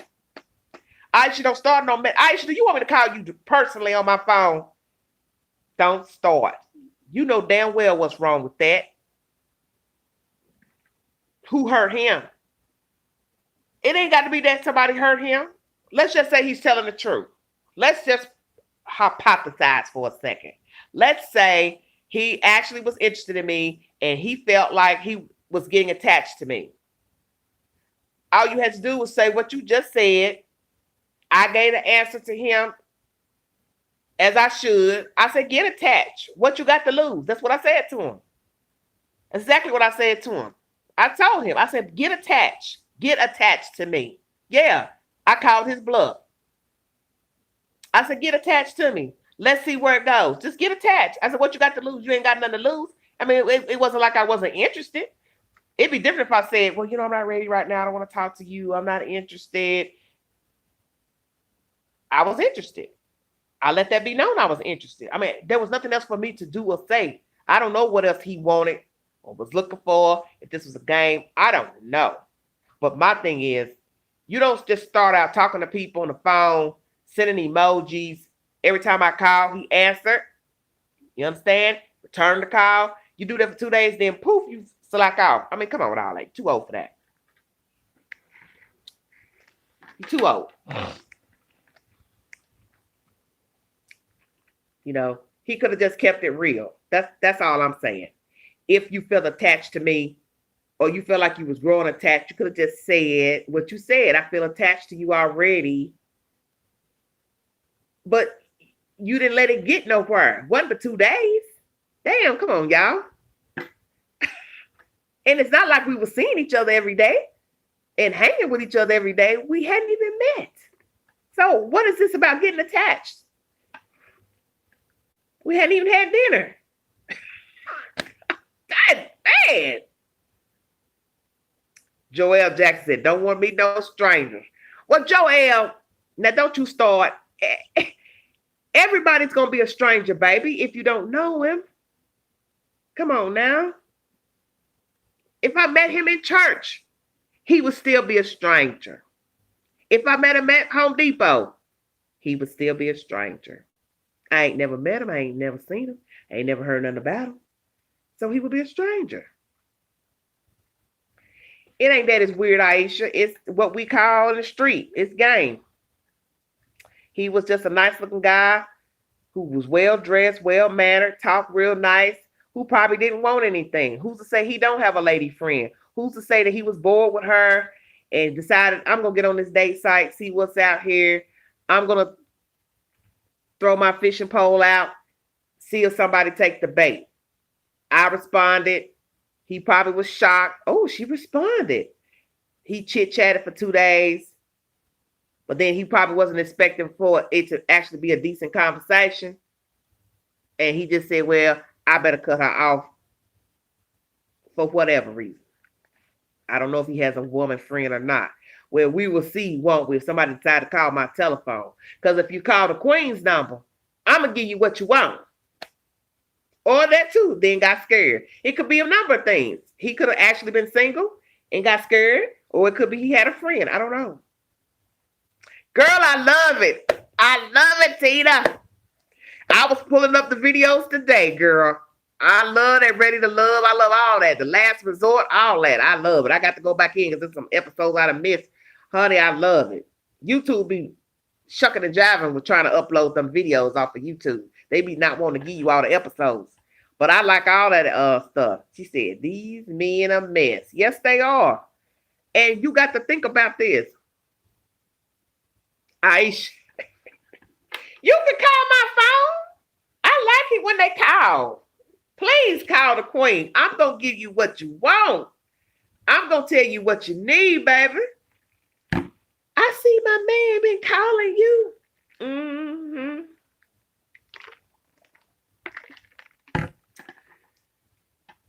Yes, baby, your man been calling me. Now, what else you want to know? I'm going to tell you. You need not call this number back. Because now that you've called me and told me that you his lady friend, girlfriend, wife, whatever you are, I'm not interested. So tell your friend, your husband, or whomever, he needs not call the queen number back because we don't want to holler at him. I don't need that type of aggravation. I don't want nobody calling me, worrying me to death. The next thing you know, I got somebody trying to find out where I live. Because let me tell you about the queen. The day you come up them stairs and you knock on that door, I'm going to let you in. I'm going to give him what he wants. He want to get rid of you, I'm going to help him out. Because I'm going to wear your ass out up in here. You don't come to my door because I didn't send for you. And I didn't go looking for you. So the day you knock at my door talking about your man, I'm going to bring you in. Well, you're right. I'm desperate for men. Like I said, I've met a lot of guys, and I know they didn't want nothing. Like I tell you, the conversation, you know, they don't want nothing. You know, you try to be nice and entertain them. But I know deep down inside, you know, this is not a guy for me. I can't see this going anywhere. And that's why it never goes anywhere. That's right. The way you come in, the way you gonna leave. Sounds like he got you heated. Laugh out loud. Well, because it's unnecessary, Miss T, to play these type of games. This man is older than me. He's 61. Gotta tell y'all all my business.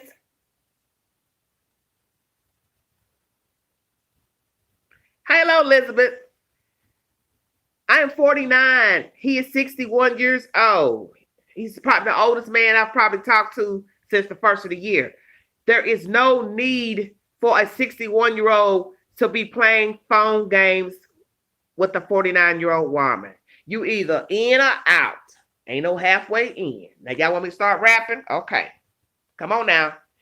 You too old for that. You either interested in me or you not. But don't waste my time talking to me for 2 days and then making excuses and stuff. Ain't nobody got time for all that. And if he was 50, I would feel the same way.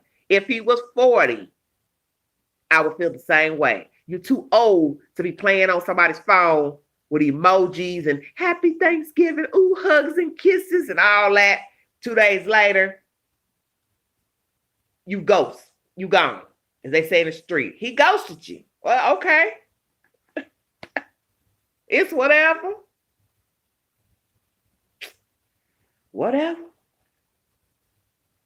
My phone still rings.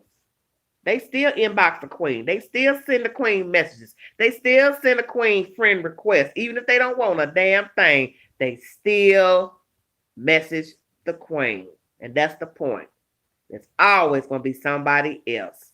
It's just a matter of who's going to be the right one that's going to come through and follow through. That's the problem. Because they don't want to follow through. And I'm telling you, I attract a lot of young men. I don't know what it is about my photos, but them young baby dolls, baby, they be on a queen. You hear me? 32, 28. I be like, I can't do nothing with you. I can't. I can't do nothing with you 28 years old. What is I gonna do with you? I sure enough be talking crazy. Y'all sure enough be looking for me talking about.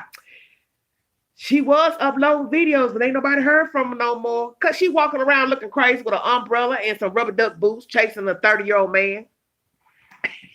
She had lost her mind. Y'all showing up be talking about me. Oh, my God. She done went and got a 28-year-old. I told this young guy that last week who was trying to be slick and talk all slick with me. I said, so you don't have a problem walking around in the mall with me? 49-year-old woman. He says, no, if I like you, I'll go anywhere with you.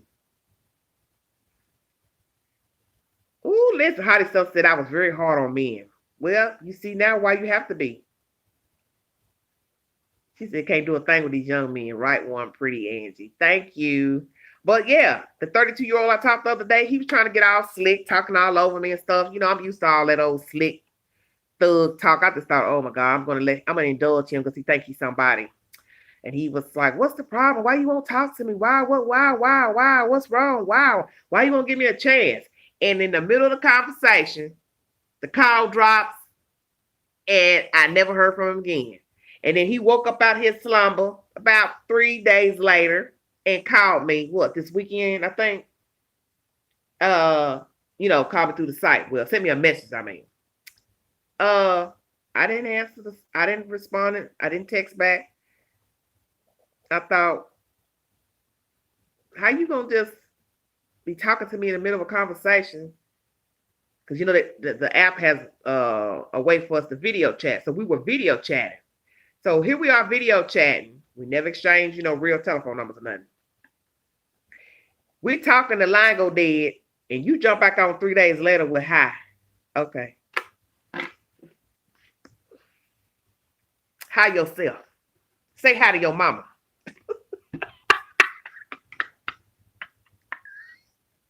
Tell your mammy I say hi. Excuse. Oh, jeepers creepers. Y'all excuse my manners. I mean, it gets old, y'all. It gets real old. 31 viewers in the room, 36 thumbs up, 1 hour, 46 minutes on the horn, baby. What are y'all doing out there in America? The queen is sitting here almost at 10:30, talking to y'all about a bunch of foolishness and nonsense. What else y'all got on the table before I check out of here? I have bumped his head. Well, Miss Mildred told me last night, I need to pray and wait on God. I said, God, look, y'all know about that waiting on God. Yeah, I'm cutting up nature. I don't believe in pimping Jesus. I tell y'all about that pimping Jesus. I'm not in the pimping Jesus phase business. I do believe you have to help yourself. God gives you the intuition to help yourself. Hey, Leah. God gives you the intuition to help yourself. He gives you the skills and the resources to help yourself. Just like if you get sick, you can't sit in the corner and say, and this is just me, God gonna work it out. No, God told you to get up and go to the doctor. That's what he told you. Your head hurting, take your blood pressure medicine. Y'all see where I'm going? Okay. Same thing with a man. No man is just gonna walk up and knock on my door and say, hey, how you doing? I'm looking for Angela. She live here. Come on, y'all. Y'all know better. I pray, but there's still work for me. I'm going to have to do something and make an effort to try to get out and cohesively try to mingle with the opposite sex. It's just not working in my favor at the moment. Okay, baby, gonna lay the baby down. Thanks for joining us, Miss Aisha. But y'all understand what I'm saying. I had to do something. That was the purpose of getting on the date site 2.5 years ago, is to try to see if I can meet somebody, meet and greet. And it's just been downhill. 2.5 years of endless chatter, not following through, just games. Just utter games. I remember I met one the first of the year. He was an older guy, and he was a white man. And honey, let me tell you about that one. I said to myself, this one is crazy. He started telling me to get off social media. I shouldn't be on Facebook. And I said, dude, let me tell you something. You don't even know me. You don't just meet me, start talking to me, and then start telling me who I should talk to. I shouldn't be on Facebook. I shouldn't be on social media. I said, first of all, we met on a social site. I said, what do you think a date site is? That's social media. Because you had problems in the past with somebody stalking you, that's your problem. They don't have anything to do with me. Don't have anything to do with me. And then I found out he was married. Yes, I'm telling my sins on here. He and his wife were divorcing. He had moved out. She lived in a whole nother town. And I always felt like something was wrong with that story. And I kept telling him, I said, well, what happened? Because you keep saying, you just slipped up and said, I cry every night for my wife. Why would you be crying for your wife if you didn't want her? And then that's when I realized, okay, she left you. Oh, TJ, I said 49, your husband 31. No, you shut up.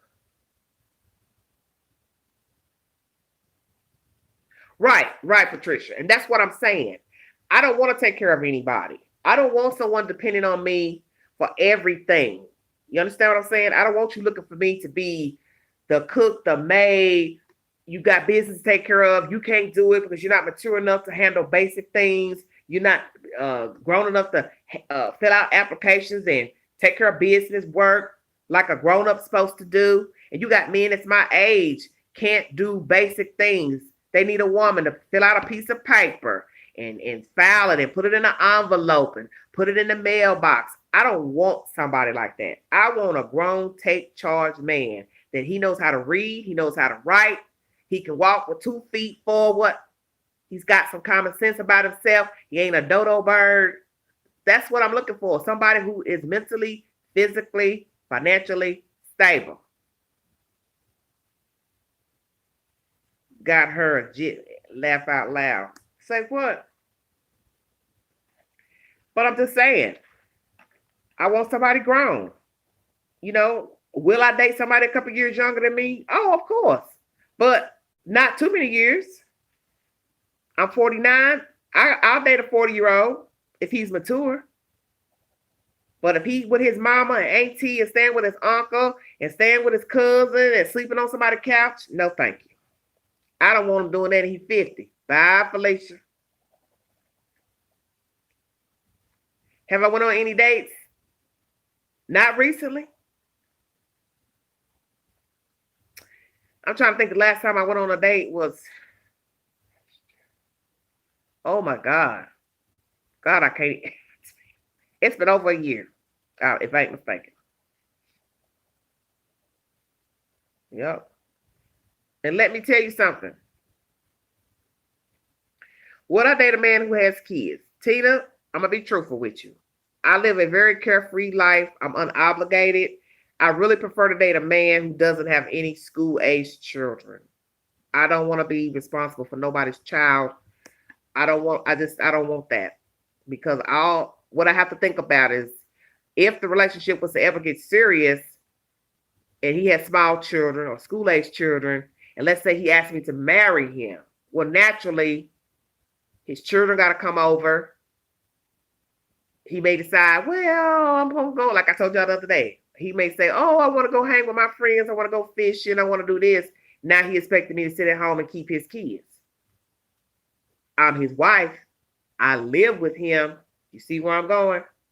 Because that's what's going to be expected. I have to be around to be a mother figure. You know, not take the place of their mother, but I'm in the house with their father. I would just prefer a man that didn't have no school-age children.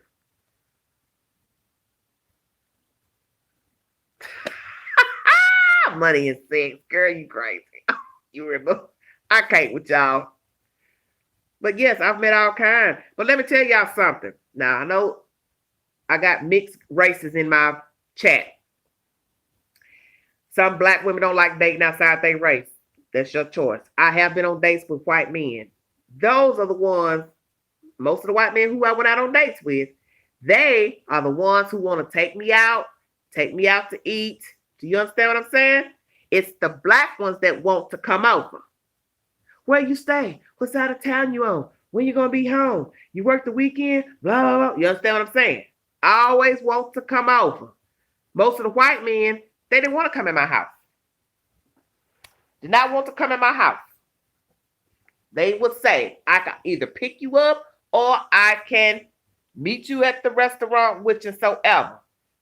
The black men never ask, what would you like to do? When are you free? I'd like to take you out. Yes, Carolyn, I am looking for a husband. Yes, I am. Yes, I am. And see, that's another thing. I have to be careful about saying that on the site because you could scare a man away. But then I always feel like, how am I scaring a man away if we near the same age? He should be wanting a wife, I would think. Get you a girlfriend, Queen. Laugh out loud. Miss TJ, and I'm gonna cut you. I'll put you out this chat now. We already had that girl talk the other night. You missed that chat with the guy that wanted the menage a trois. Oh Lord. Whew. We ain't heard from him either. Thank you, Jesus. Because he was talking nothing but foolishness. I told him, no, thank you, baby. I'm trying to get a man. I'm not trying to get a man and a woman. This is what I'm saying. These men, they make it hard for you to maneuver and try to get to know them because they come with all this craziness. You don't even get a chance to get to. Sorry about that. They come out the gate with all this foolish talk, crazy people talk. And I'm just over it right now. I'm just over it. I just want to meet a nice guy who I can have a conversation with. Hey, how you doing? How you doing? What do you like to do? Just basic conversation. What is wrong with conversation? How are you going to get to know somebody if you can't even hold a conversation? Now, we ain't going to spend this whole hour talking about me and these men. She said, not what it's cracked up to be. No, Carolyn, it's not. I wouldn't wish this on my worst enemy, especially at this age. And of course, I do feel sorry for younger women too, because I know what they're up against, trying to meet a decent guy. They want to date. They want somebody to take them out, do nice things for them. But it's the same game. Even now, young guys, they're not mature enough.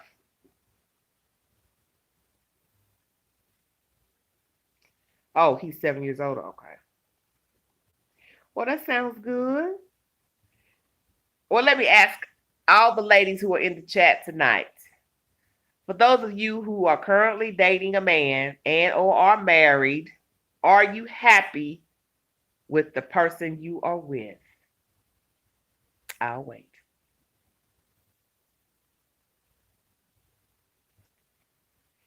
Carolyn Gamer, I'm going to put you out of here too. Put you out this chat. Okay, farmers.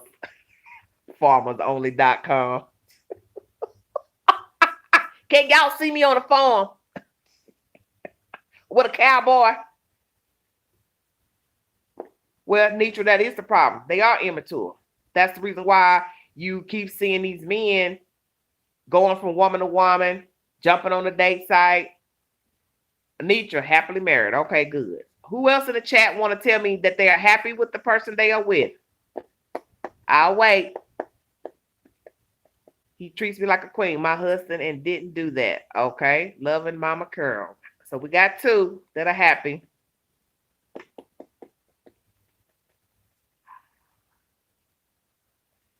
Patricia, Most High Allah. Allah don't count. Don't you start nothing. I'm a widow and have two girls. What'd she say? Want to date but scared to bring a guy in the house. Oh, okay. He controlling. Dang, T-Jazz, my God. And that's you the one dating the young man. He's scared. He don't want you getting out there, getting mingling too much. Worried you might leave and find you another man or a younger man. Oh, Lord have mercy. I'm going to pray for you because I'm worried about you dating them young men. Because, they can be very possessive too. I ain't met nobody want to be possessed. I ain't meet nobody talk about nothing. No demons. Oh, Lord have mercy. Almost 2 hours in. Is there anything else you all would like to talk about in this time frame besides Angela and the date site? Because we ain't gonna be talking about that every night. Y'all gonna get tired of, y'all gonna get bored of that. Be jumping on every night telling y'all, well, let me tell you what happened. Ain't nothing been happening but just a bunch of chit chat, texting. That's about it. But as I brought you all a story today about the stimulus checks being sent to people abroad in foreign countries, the young lady by the name of Brittany Carreri, who had a terrible date that went terribly wrong in the state of Georgia in November, early part of this month. The man beat the woman up, busted her mouth. Do I want to be Carolyn, no, I don't want to be controlled, baby. No, that's not gonna work.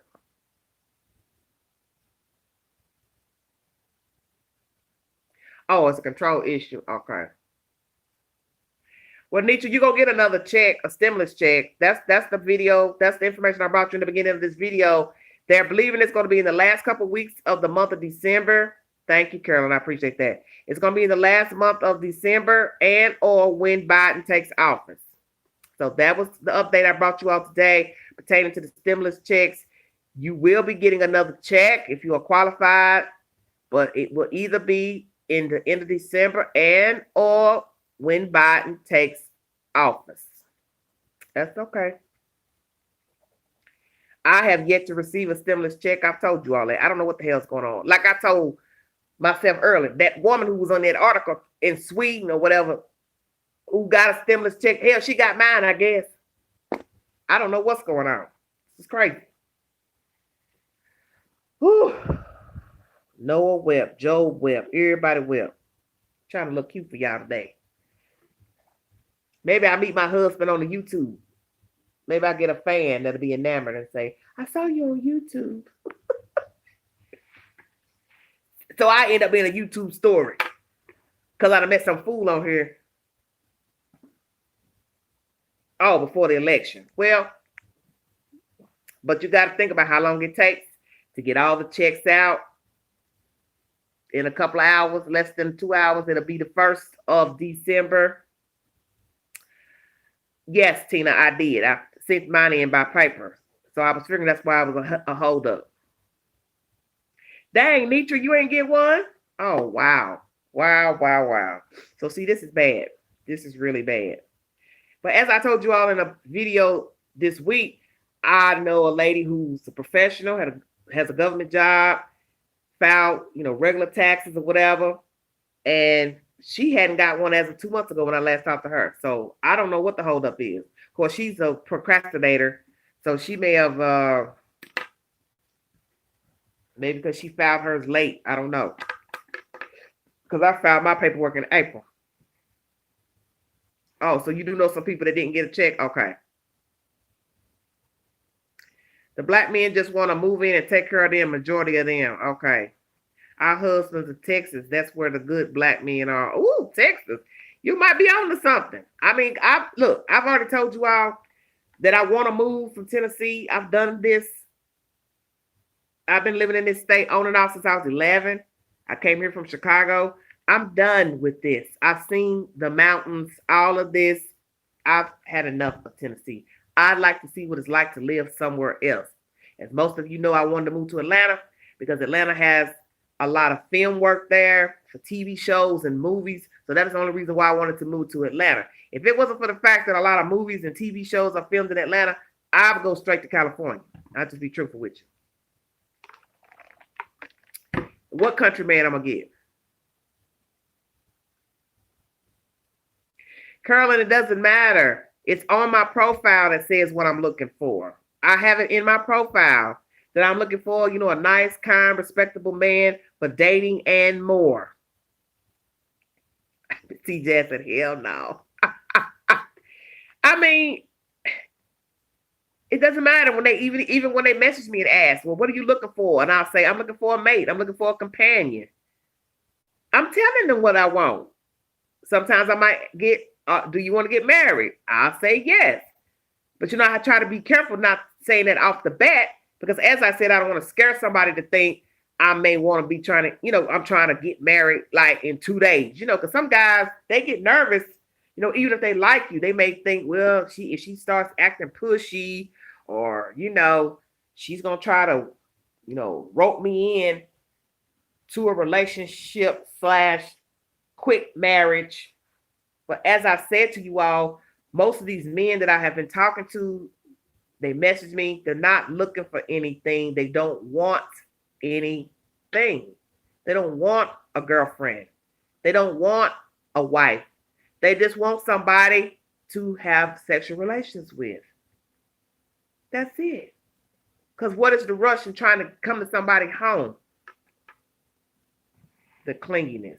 Hell, I'd like somebody to be clingy for a little while. I'm sure it might get on my nerve at some point, but you understand what I'm saying. When you're not getting any attention from a guy, no affection from a man, you wishing somebody would be calling you and asking you where you going and well, how long you gonna be and well, come back at this time because we want to go to the picture show or this, that, and the other. It just be nice. Now, there's a difference between clingy and or like you say, controlling.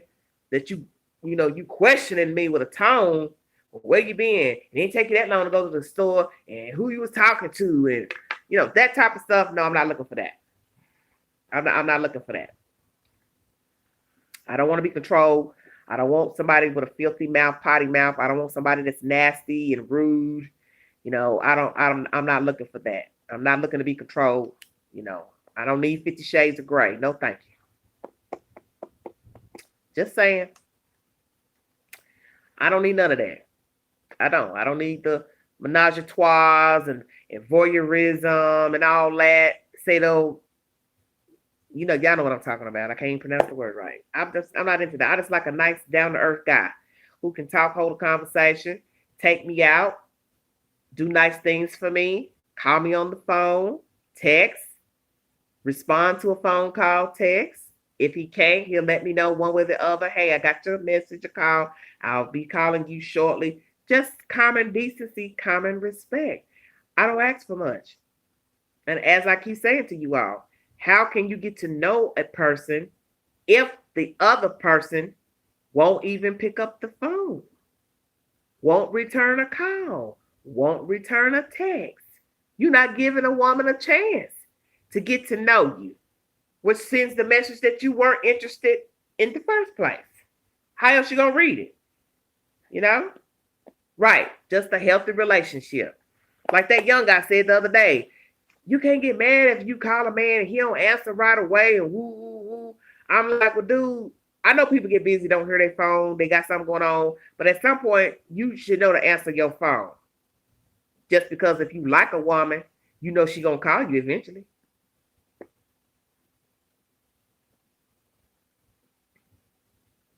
But Patricia, that's another thing. I'm glad you brought that up about child support, back alimony, whatever. He got debts. I'm not trying to date a man who has financial woes. And I'm going to ask about that when I start talking to you. You got a lot of debts. You got children to take care of. That's why I said I don't want to date no man with small children because 9 times out of 10, if they live with their mother, he has to pay child support. So I don't need somebody complaining he can't go nowhere. He can't do nothing because he owe money or his money's a little short of life this month. I'm not trying to hear all that. And I understand everybody got troubles, but I'm fancy free, single and fancy free. So I'm trying to get somebody that's like me. Thank you, Carolyn. I appreciate that. I hope I meet somebody decent myself. But that's why I don't want to talk to no man with no small children because he's obligated to his kids. His kids are going to have functions, baseball games, plays, all that kind of stuff. What if I had plans one weekend? I said, oh, I got tickets to go here or I want to go over here. He said, well, I can't because my kid got this or I got to go. You understand what I'm saying? And those are his children. And, I don't want to be one of them type of women that's going to be feeling some type of way because he got to spend time with his children or his children got functions and the children naturally want their father to attend. It's only right that the father attend. He don't have to work. And I'm just saying that can be a problem down the road. Something can happen to the mother. I keep telling y'all that. He has to get custody of his kids. Now what? Let's say we were dating or we were married. Now there's children involved that I'm supposed to be responsible for with this man, but I didn't want no kids. You see what I'm saying? And I know there's a chance I can meet a really nice guy that has children or small children. I met that one guy I told you all about a couple of weeks ago. I thought he was decent out of Nashville. He wasn't hitting no shit either. Talking all that junk about what he want. He don't want no street woman, ghetto ratchet woman. All that talk he gave. And once again, go hang with his friends on a Friday, on his day off. Never calls back. Never calls to check on me. Supposed to come up to see me the next day, which was on a Saturday. I blocked his ass after 10 o'clock on a Friday because I thought, you know what? this is what I'm not gonna do, is sit here and be phone tagging a grown man who promised to call me or text me so we could talk once he got done hanging with his buddies. And he couldn't even pick up the phone. And then when I did call, he still wouldn't answer the phone. Still wouldn't text. So I said, you know what? I'm out of here. And I went on about my business. So after a couple of days, I unblocked him just to see if he would call or text. He did. And it was over a week later. And all he said was, hey,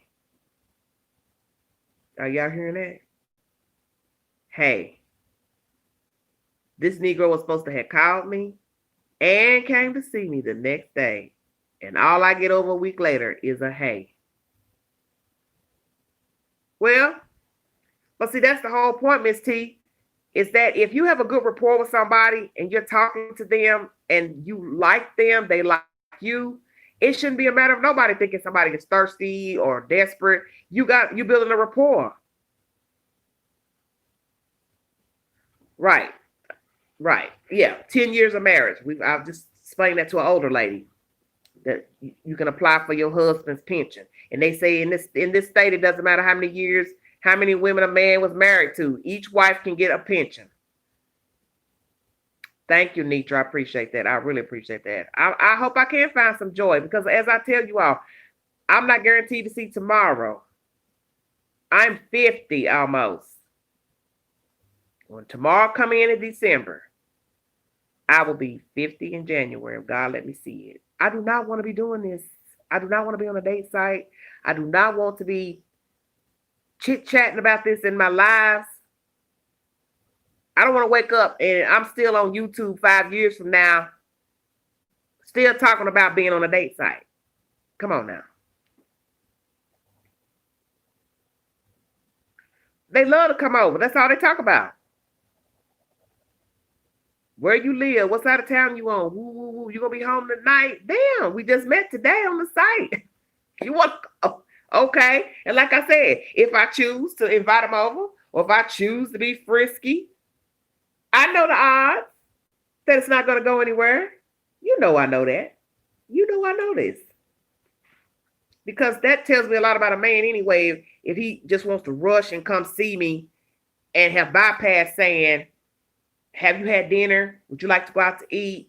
What you doing around 6 o'clock, 7? Would you like to go get a bite to eat? That's what a gentleman should be saying to a lady that he considers himself interested in. Hey, I'd like to take you out to eat. Or walk in the park, something. But just talking about coming straight to see me, we already know he don't want nothing. He don't want nothing. And he probably does this with a lot of women. Sending them messages, baiting them in, they respond. He start that old okie dokie talk about what you like to do, this, that, and the other. I ain't never jumping no broom to my dad. Patricia, oh God, stop it now. How old are you, Patricia? But you know these men are baiting these women. They probably picking up a different woman every night. Hoping somebody responds so they can get their little, get their little groove on. Then back to the site, picking up another one. Woo, you same age as me, and you talking about you won't never jump the broom. Why? Have you been married before? Have you been married before, dear? I got 28 in the chat.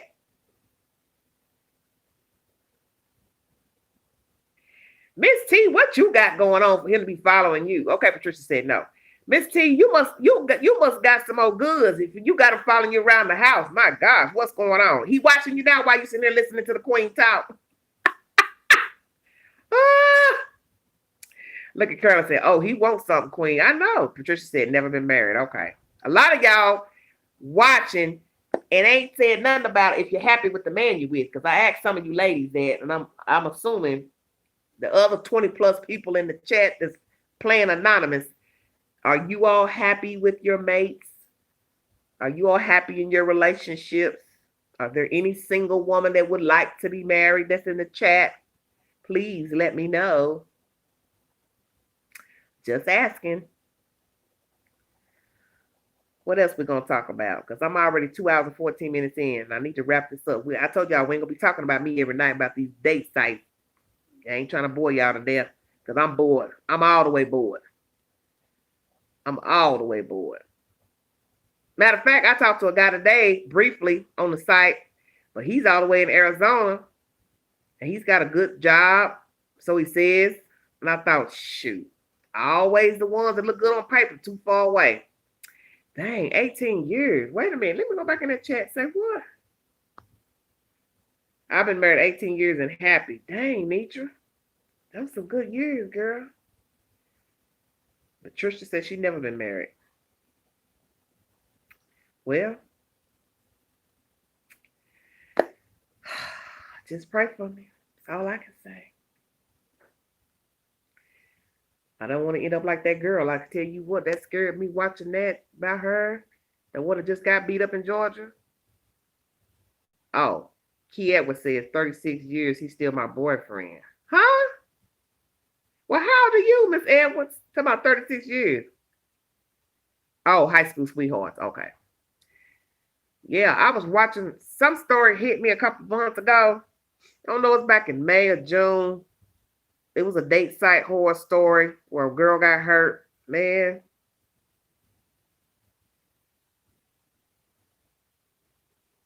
$19.99. I wasn't getting them in 1999. Yeah, and I was in my early 30s and I wasn't getting them then. No, ma'am. Oh, Casman Roach says she's 28, single, don't have time for the foolishness. Almost 60 on the 18th. Well, congratulations. Congratulations. Happy birthday to you. Well, ladies, I don't know. I'm just getting frustrated. I'm tired of this. I'm tired of the endless chatter. I'm tired of the trying to talk. I'm just tired. I'm an L7. But what? You know what? Patricia, you've been cutting up all night. I swear. My feet getting cold in here. I need to turn the heat up. I ain't got no socks on. I need to get me some dinner. My tail gonna be fat as all get out all this late night eating. Excuse me. Square. Yeah, okay. Patricia Norwood, Detroit. Lord have mercy. I'm glad y'all like hanging in here with the Queen at night. It's been a long time since I did live. I did them the first of the year when I was dealing with the cupcakes case. Lord have mercy. Y'all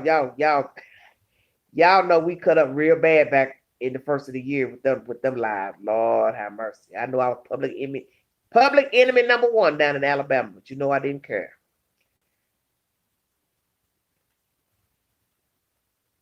Leah. Okay, you're not in a relationship. Thank you, Patricia. I'm doing great. I'm holding on as best I can do. Rest on it all, honey. Okay. Well, you all know I'm gonna pray about it, and I'm just gonna wait and see what happens. That's the only reason why I'm on the date site is just to just see, have some type of hope that maybe that one day when I'm not, on there looking or browsing, because I rarely browse the profiles. I just wait till the men, message me. Maybe one day something will pop up. Oh, Cupcake Patricia. Okay. Yeah, that's how I got my views, was talking about Camille McKinney. That's how my name got on the scene. Was talking about a little girl who went missing in the state of Alabama. Sad, a very sad case, a very disturbing case. And I know some of you thought I went hard for the mother. I don't like foolishness. Casman Roach said, I live in Alabama and STD rates are high. Oh Lord. Oh, she brought a whole nother subject in the room. Oh Jesus. Look. I wish there was some alcohol in here. This is water. I came tonight, Satan. Y'all ain't about to get me started. Yes, we still want justice for Cupcake. Okay, Rebecca, your phone died.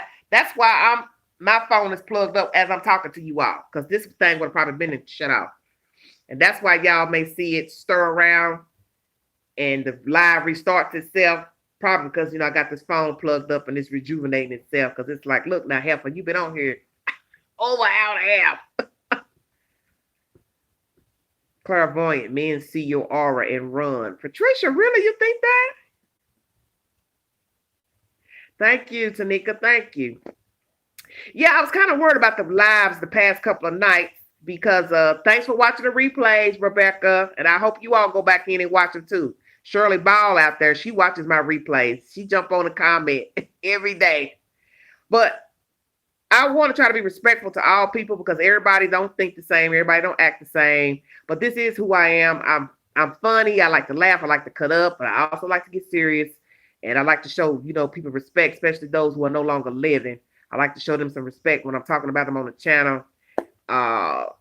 Thank you, baby. So, I know in life we're going to always, at some point, come on, talk about a subject that most people are not going to talk about on the channel. She said, yeah, he's sitting right here. Well, tell him I said hello. Tell him the queen says hello. Too old to go to jail because he is not for real. I would love to keep company with a mature gentleman. Elizabeth Miller. Okay.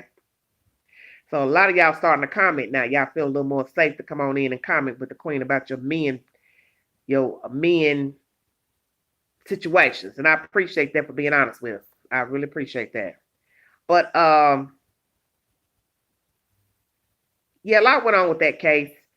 A lot, and a lot of you all had a lot of feelings about the mother, the father situations, which y'all believe was the truth, not the truth. Some of you still think the parents are involved. Every blue moon, I get a comment where somebody thinks the parents are involved. As I told you all, once I got the information that Derica Brown and Patrick Stallworth were involved, there was sufficient evidence to charge them with the kidnap and murder of Camille.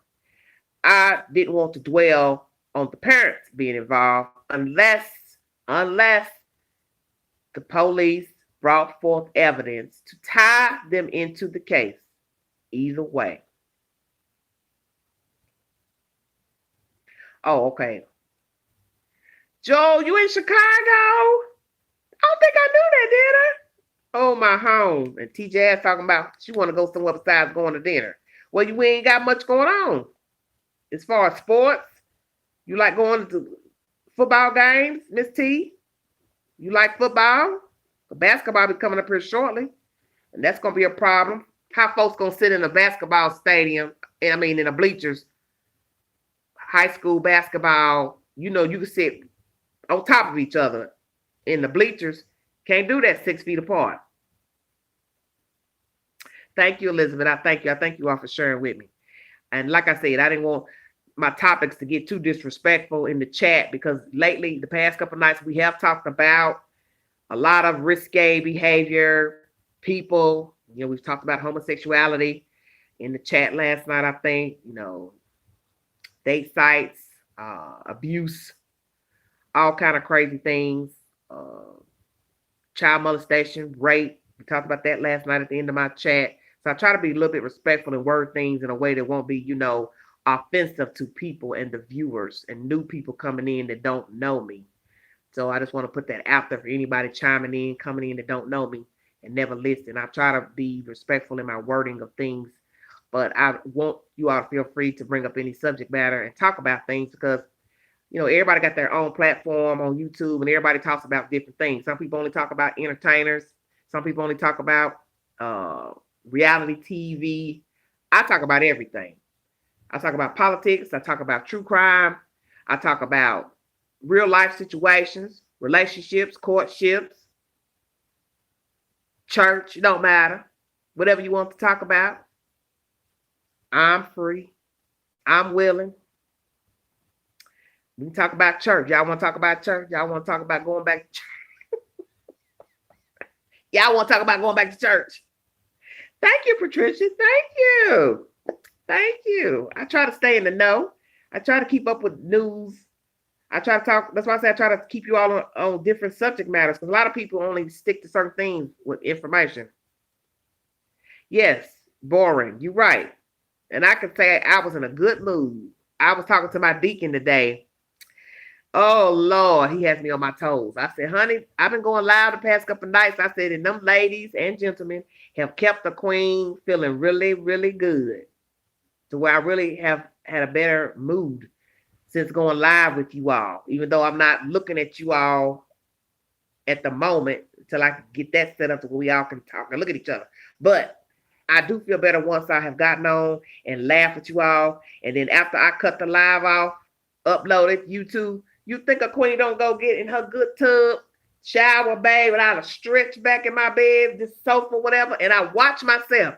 I didn't go to bed till after 6 o'clock this morning, you guys. I've had no sleep. None. Staying up late, watching myself, laughing at myself like I'm looking at somebody else talk junk on YouTube. But that's the best company when you can laugh at yourself. Miss T. Jazz, what? You thought I was a meanie? Why you think that? Now, see, don't you come in here talking crazy. What have I said on this channel to make you think that I was mean? Please share it with the queen. Enlighten me. I can't wait to hear it. I can't wait. What have I said on this channel to make you think I was mean?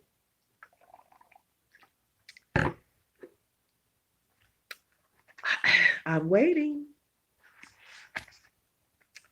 What? Why?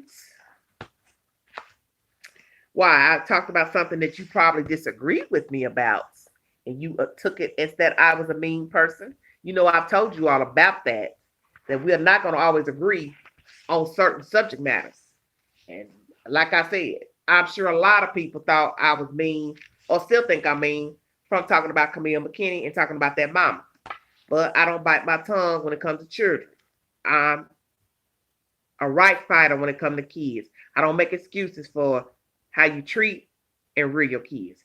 Have we all made mistakes in rearing children? Of course. But like I said, a lot of people ain't had no missing kid and then a kid come up dead.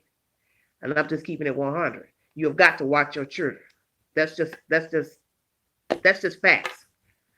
You can't let the streets be your babysitter. You can't let your neighbors be the babysitter. You can't let other children be a babysitter. You have got to watch these children. Because that's all it takes is turn your eye, let them go outside and play. You don't go back out and check on them. You don't look out.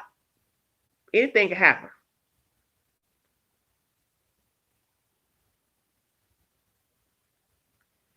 Patricia, I don't know. I ain't been looking up nothing about Mo 3. All the stuff that's been popping up on the queue, I haven't seen anything new. What you know? What you know about Mo 3? Tell me something. Look, she done danced all around what I was just talking about. You still ain't explaining why you thought I was a meanie. T Jazz. Excuse me, I said Patricia. I'm talking about T Jazz. He said, hello, Queen. Hi. Miss T, you still ain't telling me why you thought I was mean. I didn't call Patricia out by mistake. See what happened getting y'all mixed up. That means that my fat butt need to lay down somewhere.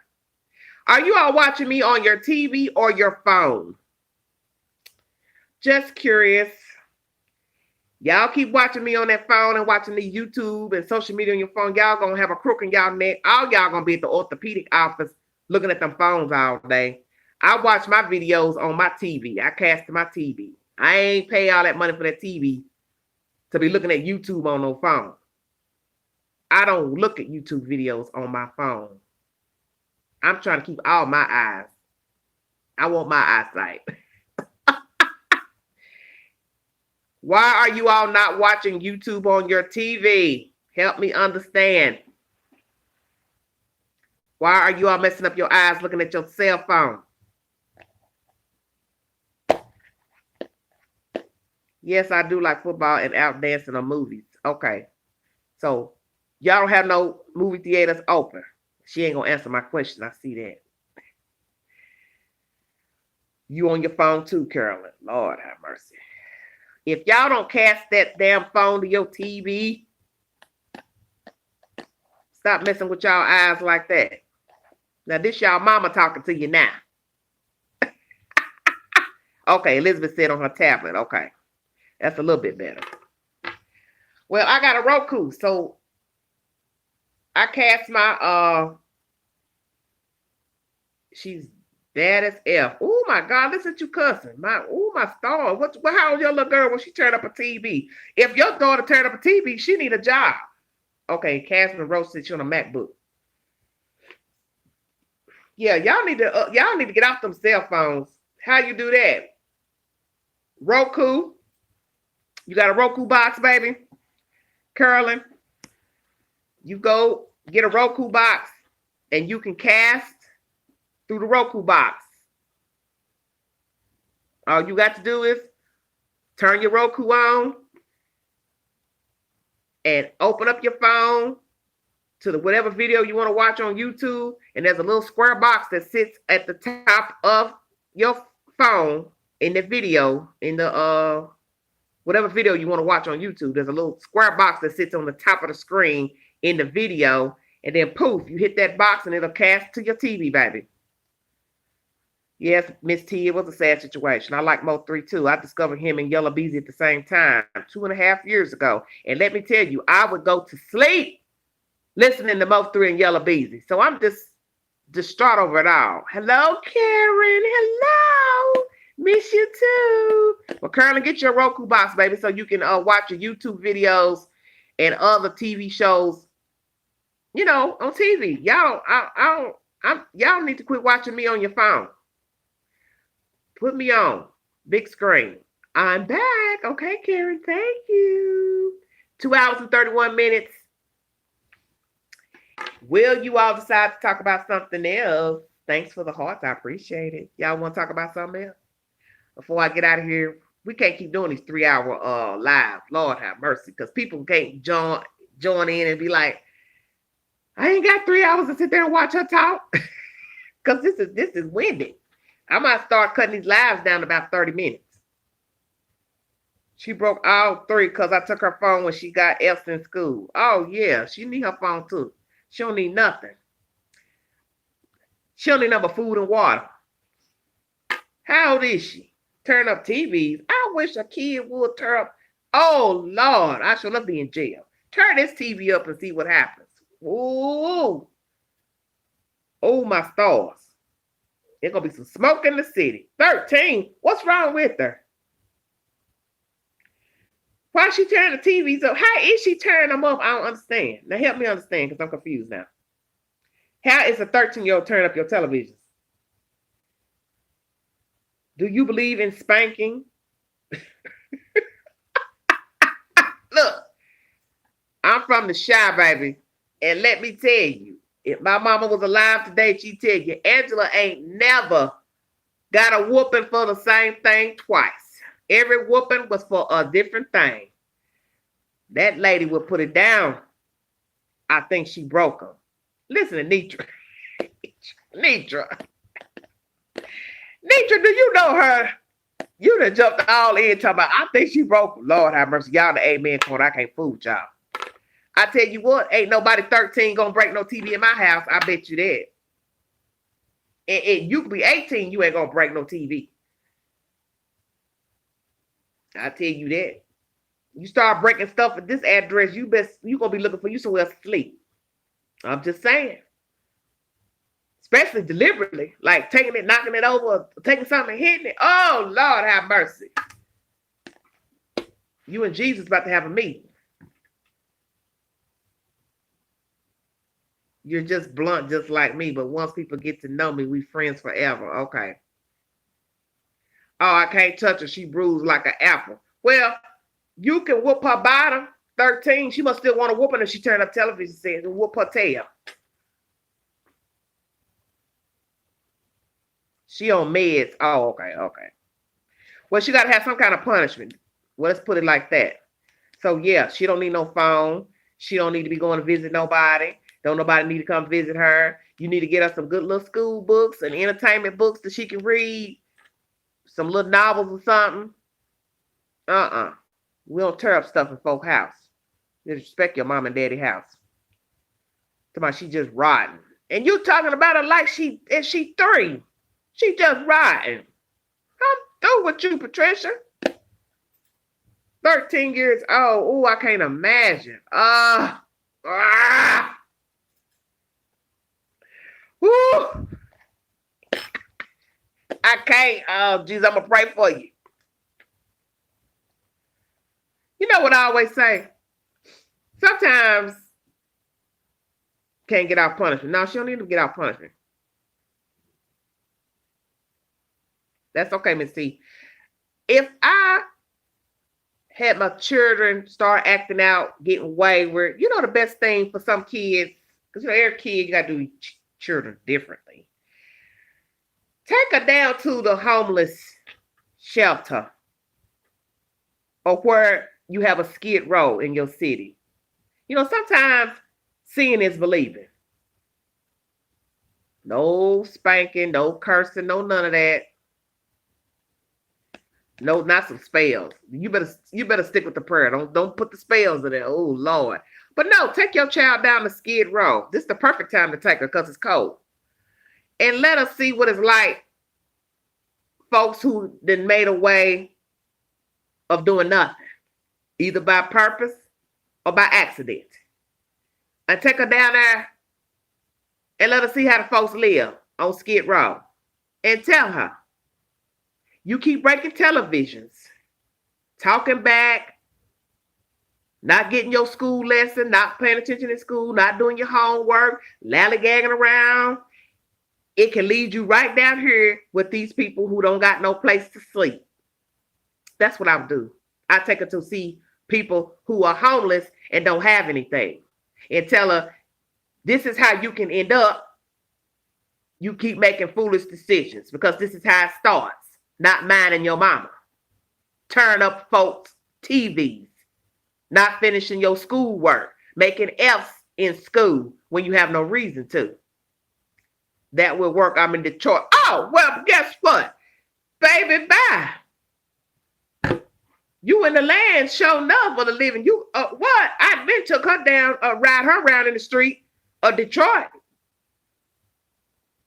I'd ride her around Detroit every day till she got the point. Oh, no, I ain't trying to end up like these people down here. I ain't trying to end up like these people down here. And I'd get with a church or organization that let her volunteer, and I'd leave her down there where she got to work with the people. And she could hear their conversations. She could smell them, see them. I keep trying to tell you, seeing is believing. She might change her attitude and realize, you know what? I don't want to end up like these people. I don't know all of them. I don't know how they got down here, but I don't want to be one of them. Remember a long time ago when they used to do Scared Straight? They took the kids to the jail back in the 80s. That worked for some of them kids. Right. Because you see, it's like dealing with grown folks. You can bicker with people all day. I'm sick of you. I'm sick of you. I'm tired of you. Why you treat me like this? You can talk to you blue in the face. They don't care.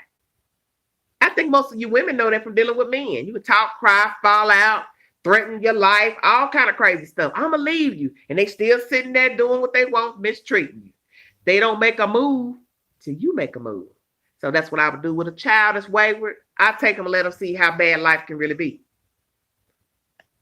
Thank you, baby. Thank you. Thank you. Yes, we go from different topics on this channel. 1 minute we're talking about men, the next minute we're talking about children breaking TVs. But no, I'm serious. Let your child see that she don't have any problems, that she's sitting around doing things that she don't have no business doing, and that's not the way to behave as a young lady. And that with the action comes a reaction and a consequence. And maybe she keep on. Hey, she don't want to end up like these people. I'm just saying. And I think a lot of children need to be going down to these homeless shelters and seeing how people live. And they ain't got no Air Jordans and no PlayStation and no Xbox and no iPhone. And I don't believe in that for no kids having no iPhone. How you got an iPhone and don't got no job? How you got an iPhone and you talk back to your mom and your daddy or your guardian? You making bad grades in school. You got a bad mouth. You talk too much for a child. You won't have no iPhone here. Never. And I'm grown and don't have an iPhone. And I'm telling you now. There's people right now who go out here and break their neck to buy stuff they know they can't afford. And whether they got kids or not, you got to think. There's nothing wrong with having the latest stuff because I like nice things myself.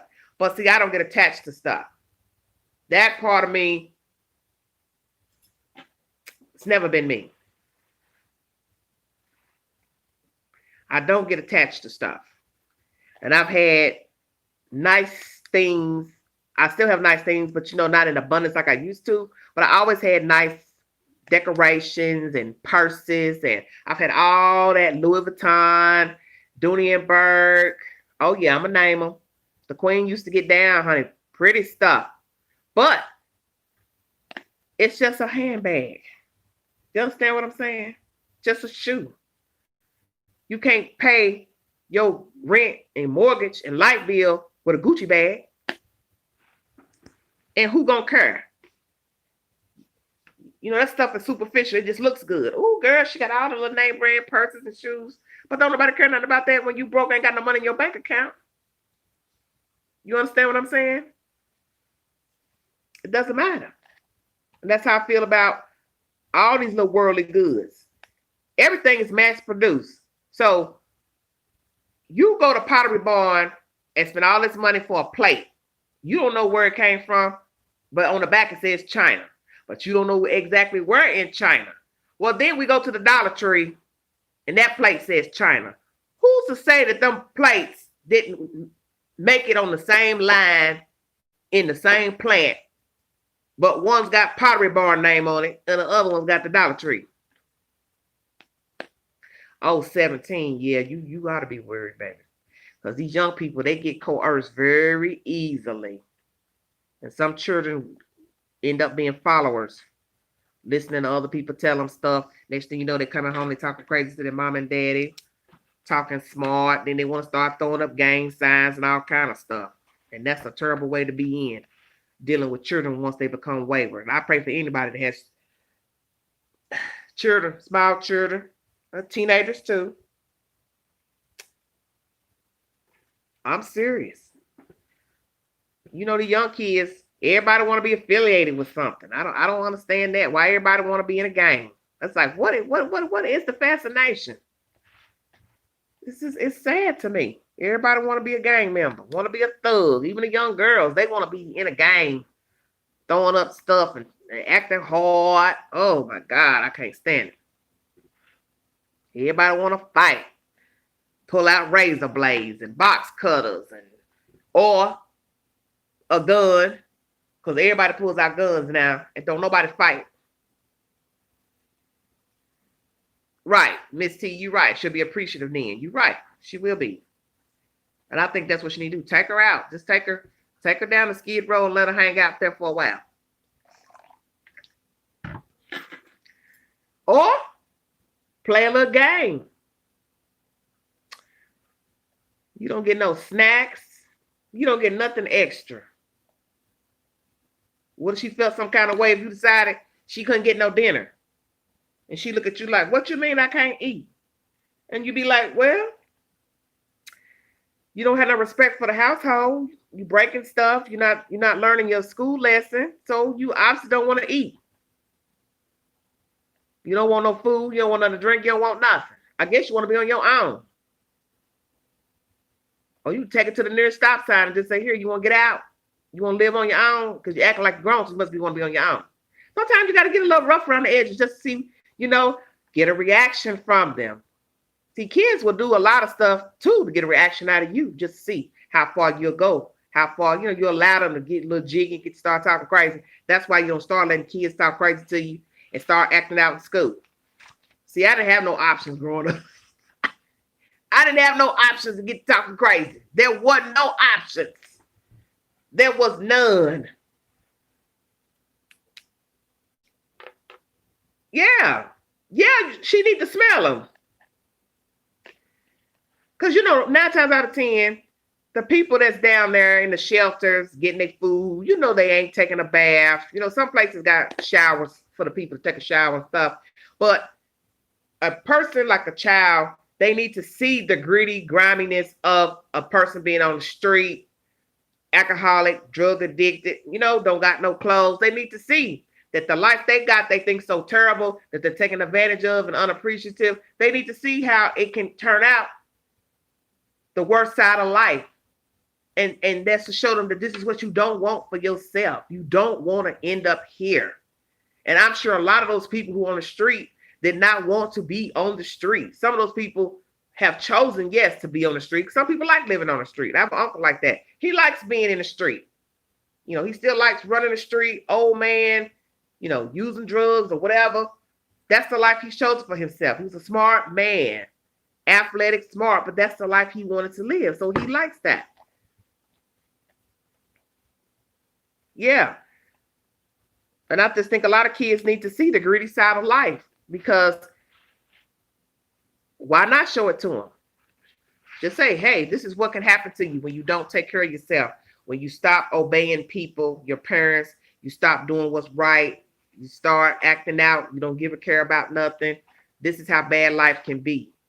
You know, because, you know, naturally kids are riding in a car. They see the people standing out there at the bus stop, or people walking, talking to themselves, not clean, pushing a little buggy with all their belongings in it. Inside, they ain't thinking about that. They ain't thinking that's going to ever be them. Look, Miss C said she ain't got no iPhone. I ain't worried about no iPhone. I tell people all the time, I'm going to get tested stuff like that. I don't care about none of that stuff. I'd rather have some money. You're right, Nietzsche. Nobody's going to love them like you. This is true. You're right. See if your friends will feed you, give you something to eat and some clothes and somewhere to stay. I'm sure a lot of people have learned it the hard way when they got out here getting in trouble, breaking the law and getting on drugs and stuff, and their parents put them out or disowned them. This is not a place you want to be running around trying to trust a stranger. That's why we have a lot of sex trafficking, young girls prostituting. They may have had to go to the street because, you know, they had to make money so they can find, a way to take care of themselves, keep money in their pocket, get a hotel for the night. And then one thing begets another. Now somebody offering you drugs. Now you got a drug problem. Now you really got to work the street and break the law, rob, steal, so you can afford your drug habit. It's terrible out here. It's terrible out here. I hate to see any young girl. I mean, I don't like to see nobody homeless, but I especially don't want to see a woman, a child, a girl child in the street, having to sleep in the street, having to prostitute, to eat, feed a drug habit, or keep a roof over her head, or, a room for the night. That has to be a terrible way to live, is to have to live in the street and defend yourself out there in the element, and creepy men and creepy women. And you got some cruel people out here that don't mind using you, honey.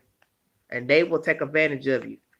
I've been noticing lately, in my little news break app, they've been a lot of arrests lately. They had a big arrest in Georgia, if I'm not mistaken, not too long ago, where they arrested a lot of people for sex trafficking, and they've recovered a lot of missing children, which is wonderful. I meant to bring you all one of those articles. I think that might be something I talk about tomorrow, maybe. A lot of children have been recovered in some undercover operations trying to retrieve missing children. These people are sick out here. And that's another scary thing about missing kids. We automatically think the worst, that the child may be deceased, but it may not even be that they're dead. They might just be in the hands of a creep who's working and using the kids to work the streets or work in hotels, rooms and stuff. See, we don't know. But I haven't seen a lot of busts lately.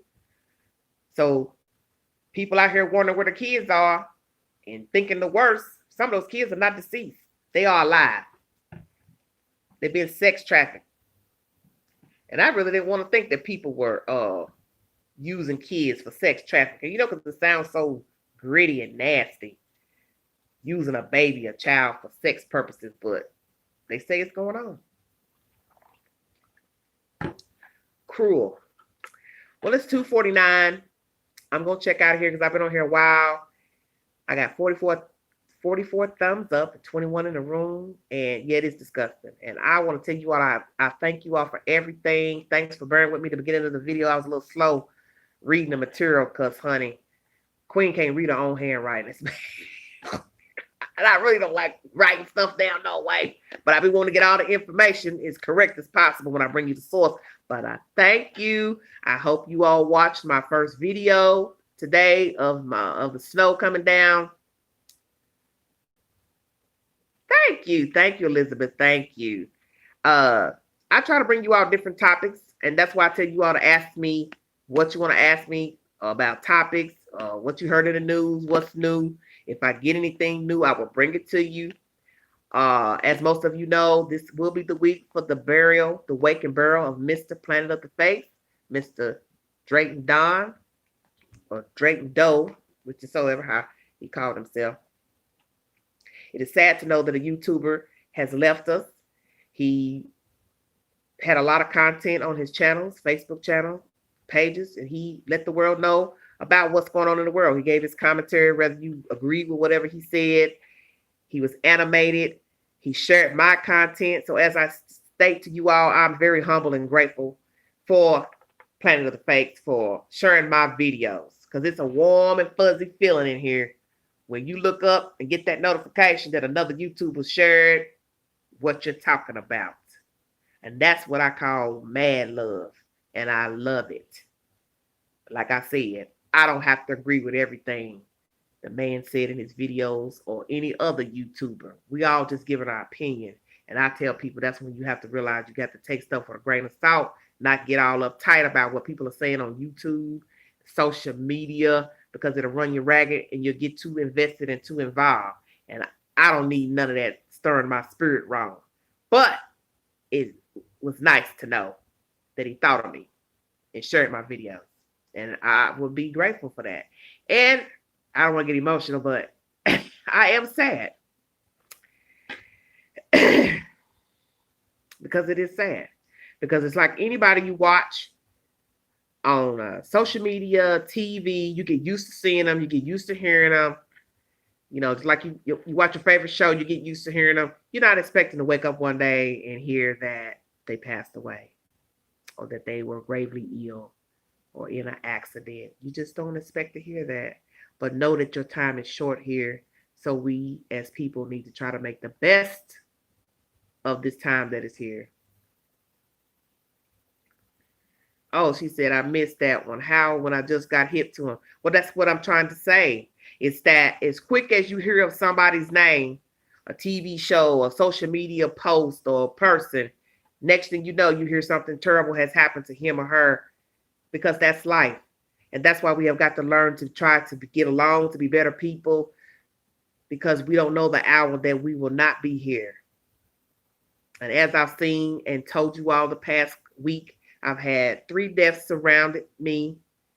The girl across the hall died last Friday coming out the doctor's office, is what was said to me. So can you imagine? Knowing that now that door is empty. The people were there tonight getting the rest of her stuff out of her apartment. It's something to think about. It's something to think about. And I will admit to you, because I haven't said this to my fans, but I think of death often. And I think it's because I'm not dating anybody. I'm not married. And I always think of what would happen if I'm in my apartment alone, something happens, I fall out, I get sick. Who's going to come in here? You understand what I'm saying? If nobody has a key, how they going to get in?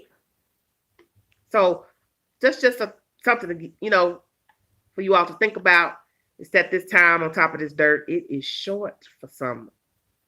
Some will live a long time, 80, 90 years. Some won't make it to the 10th birthday, the 25th birthday, the 50th birthday. So it's to give you all something to think about, to try to be humble, try to be peaceful, try to get along with people. I mean, I know it's hard. We are all flawed and we are all tainted, but know that tomorrow is not guaranteed to you. So this is why I try to tell you all, not to tell you what to do, but I don't want you all focusing so much on this social media a lot, YouTube, social media. I'm serious. You can get too wrapped up into this and lose your way. Because I see people who have lost their way. Like I tell y'all, I watch other YouTubers' videos every blue moon, and I can see how people have lost their way. And I don't want to be one of them people. I want to enjoy my life. And that's why I want to get out and mingle and travel. And I want to meet me a mate if it's in God's will. If not, I still want to be able to live and go places and see things and do things. But I don't want no one thing be in my life. And that's YouTube, that's Facebook. It's all the same to me. I don't want this to be my entire life, my total existence. You understand what I'm saying? Because there's more in the world going on besides this. Whether we have COVID or not, there's more going on in the world than YouTube, Facebook, Snapchat, Twitter, Instagram. Y'all go out there and y'all live. Oh Lord, Miss T. Miss T, why are you trying to break up my mood right now?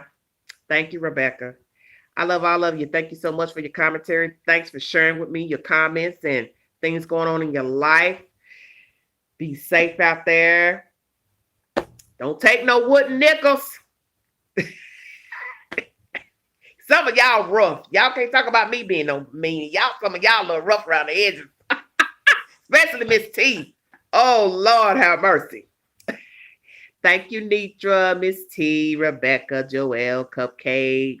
Thank you all those who are watching and not commenting. I thank you anyway for tuning in. Patricia, thank you. Nitra, thank you. I will be back with another video soon. I don't know if I'll jump on tomorrow or not, but I will find something entertaining for us to talk about. Something crazy. Oh, thank you, Miss T Jazz. She still never answered my question, Miss T. Why she thought I was mean. But anyway, I think she did answer it. Thank you all so much. God is good. I'm so humble. Y'all just don't know. Y'all have really cheered a queen up. And I think that's what I was missing, was connecting with you all more to where we could talk and build a rapport and you all could share with me and I could share back with you. You know, learning is key. Night, Carolyn Gamer. Like, share, subscribe, drop your comments below. Thanks for joining me. Another chilly night in the high 10. God bless all of you, Miss T. Yes, Planet of the Fakes is deceased. Miss T, why are you waiting to the end of my video to ask that? And I just said the wake and the funeral is this week. You ain't paying attention. Lord have mercy. Is your man in your face that you ain't heard a word I just said? Lord Jeepers Creepers, I can't fool with you. Yes, baby. It is the spoken word, as far as I know, that Mr. Planet of the Fakes has passed away. His wake and funeral will be in New York City this week. Y'all want the said information? I will bring it to you. Hold on just a second. Oh, Lord. I got so much stuff. I done wrote down. I can't even find all the information that I had. Unity Funeral Chapels, 127th and 8th Avenue in New York City, New York, on 12/2 Wednesday. Planet of the Fakes wake will be 3 p.m. to 5 p.m. on 12/3, which is Thursday. His funeral will start at 10 a.m. And that is the spoken word. And this is Everyday Shenanigans, and thanks for joining me. Drop your comments below. Tell me what you think of this live. Any suggestions you have for the upcoming topics, please drop them below. Any questions you have, please drop them below. And if you want to chop it up with the queen, follow me on Instagram, BigSexy71. I'm out of here. Bye-bye.